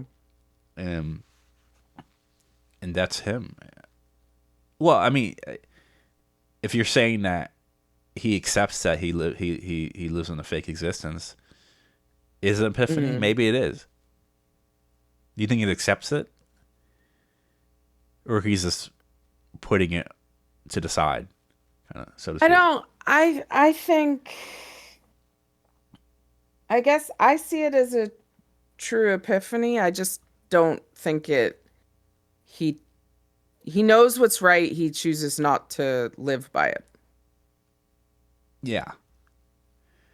So I think he fully understands. I yeah, just think he chooses comfort. yeah, yeah, yeah. That's true. And that can be considered an epiphany. I'm not sure. It can be I because don't he know. realized Does it. an epiphany require change, or does it Yeah, just require acknowledging it? that's a good question. Sometimes we've read stories on this book club that we had characters that were close to it but didn't see it. Yeah. So Um, yeah, yeah, he did it acknowledge says it. the definition is a sudden profound realization or intuitive understanding of something important. Yeah, no, so he did have an epiphany. He just didn't. He He just pretty didn't much do anything with it. he would never tell himself that he would never tell himself. Like we had this conversation prior. So me and Shiny have an author that we hold dear to our hearts. Michael McDowell. He wrote a Hmm. series called Blackwater that we really were fond of, and and he was like a kind of a literary sensation in the '80s, especially the Stephen King. Stephen King loved him. His Hmm. wife Tabitha loved him too. He was very Stephen King also said that he was one of the best mass paperback writers of the century, Mm. or something like that. Like some big review. It wasn't like a fake review. It was like he really liked this guy. He went to Yale. He was kind of like was in the channels. Like he and if you read his work, it does have it's not just horror writing. It is a layer. There's a layer of sophistication above it. Not that horror writing doesn't have, it's not sophisticated, but there was a certain level that he brought to the table. But Michael McDowell, like he went on in an interview. He said, "I am a mass market paperback writer, and I love that. I love that distinction. Like Hmm. that's my lane. And even though I think that he could write to a different audience. He had the capability. He had the Yeah. skill. But he said he didn't see that label as limiting. He saw that as as a strength. He loved to write those kind of stories. And do it so like in a kind of like this, I wouldn't say predictable, but does Yeah. those types of books. Well, Blackwater was such an easy read to me. I Yeah. still thought it had literary merit, but Yeah. I wasn't bogged down No, in the no. It went literature by of quick, it. yeah. Yeah. But I don't think this guy would say that. Like I kind of want No. him to say, "Hey, I write fiction to pander to my audience.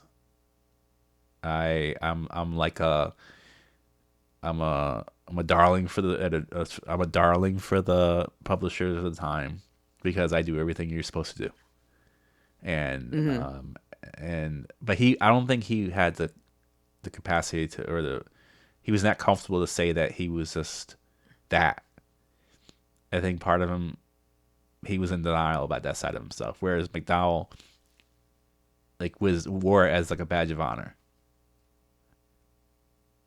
Mm, So yeah. like it is it. He had like this. I guess maybe it would be like a silent epiphany. Like he had this. He had this acknowledgement, but he did not. He was not willing to.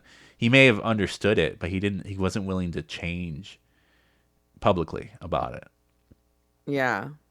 He's not willing to. He's not willing to show how like to take it to heart.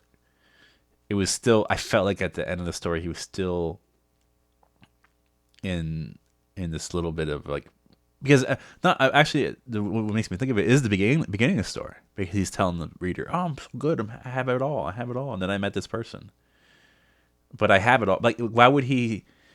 Why would he preface a story with him saying that I have it all? Everything's great. Yeah. If to me, it sounds like someone who's not really all right, Yeah. and Yeah, no, he's not really all right with their path, their chosen. Even though it was an yeah. easier path, I don't think he was. I think he's is not letting out how much that affects him, knowing that. I think in his mind he would Yeah. rather be a Miss Grief, but he can't handle it, so he chooses to. I call it the Warren trajectory. Mm. Miss Mhm. Grief went through the woods and the brambles, and this guy was Yeah. on a paved road with lights and everything. So, Hmm. but very good. It's nice to see. I really enjoyed both of the stories this week. Yeah, and I they hope came others together did so as well. well. They came They did. together. They did. That's not It's planned. so funny because I genuinely to pick the Kafka story, I genuinely just went to there's a site that we've used before, the Short Story Project, and I just went for under 5 minute reads. Yeah, And of course, I gravitate towards Kafka because I love Kafka, but I didn't pick it knowing what Miss Grief was about at all. yeah, yeah. I picked Miss Grief. I've been wanting to do it for a while, but I just had to. This is I like doing it because I think that I've heard other lit. I had a couple lit podcasts I follow that they kind of they focus more on the sensationalism of this love affair or relationship with you know Constance Fenimore Woolson and Henry James, which is cool because I mean it is intriguing. To Hmm. know that this woman killed herself, we don't know, and had a relationship with a guy, and it's She sort of like maybe the killed herself. same, huh? She maybe killed herself. She maybe killed herself, but it's like I don't. Unconfirmed. Yeah, but it's like these characters in the story look like are very eerily close to them. Yeah, even So to the death. yeah, yeah. So is this like she was like? Did she foresee her own death? Did she foresee her relationship with this person? Was this Henry James? Mhm. I don't know. I Did mean, it, she's kind of a mystic. lead to her making the connection with Henry Yeah, I don't James? know. Yeah, it's like artists are on a different wavelength. They're through the cosmos. But again, I want to thank everyone for joining us. We had a couple. We had Yeah, a thank you, Taddy, for the raid. yeah. Thank you, Taddy. Taddy. Just to for those who are not aware, Taddy was involved in the creation of our what we call our muñecas over here, our Our avatars. avatars. So we always want to thank him and his work. We were able Yep, he to helped us level up our stream. level up the stream, put us in the house, moving on up, and we have Like the if you, Jeffersons. yeah Jefferson. Yeah. I don't see a kitchen here. I don't see no beans on the grill. I'm sure there's a kitchen. We'll get a kitchen soon. We'll see how. Yeah, needs a dog. No, we got a And dog. he's a dog. We got a cat, but we could get a dog. We can get a dog. Yeah, we got Dreadfellow can bring the dog in. But yeah, and we have in the background we have. That's funny if you guys have been watching us for the past the previous episodes. We were using those muñecas, the small boy and girl, So we have them in the back as more of like a nostalgic memory of Yeah. uh, of them. We don't forget that because we did start with those, and then we have Taddy back there. Taddy's uh, Garfield Yep. cat, time warp inspired cat. Yeah. Garfield is Frankenfurter. Yeah. Yeah, yeah. So, oh yes, Yeah. espresso Yeah. is Maybe basically flowers in we'll get bloom. Yeah, some. we maybe get some Yeah. get some flowers. We maybe we'll see what happens. We do try to keep up, but we want to make sure that we're on brand. Yeah. But thank you again. Thanks again for everyone. Um, for those in the Twitch world, please check out Trash Bash #8 for a Hmm. lot of friends of ours, Bishop Tokyo. That Are we gonna head over there? we could. I didn't think about that. A raid. Let's go join the Yeah, raid let's go join train. the raid. A lot of our friends are doing stuff. Let me see. That'll be It's great. Subray 4 at the moment. Okay. All right. Let me see. So I could push this in there. But thank you again for being with us, and we'll be again on a regular schedule. Is this workout for people? This night schedule? Yeah, I appreciate Dread coming because I know that Yeah, we know. he's at the same time zone as me. Yeah, No, 1 hour ahead of me. yeah, yeah. Also, thank Tony G33. Thanks for. I know you come to the stream for music, um, so it's cool to have you here Yeah. for our book portion. It is. I consider the stream a dual effort. So this is part of it. Oh no, We're always subversive. yes, yes. Oh, no problem. I appreciate you being here. Through music or not. Yeah, Yeah, Stress yeah. Buster, appreciate you being here. Oh, Uh, great, awesome. I'm glad. yeah, Tony, And we are in our welcome. moment. We always want to say like the reading a story is not required. We like to tell the stories and analyze it while we're talking. Mm. But we do provide the stories in our Discord. Um, I'll put it over here. If you this it's your friend trap.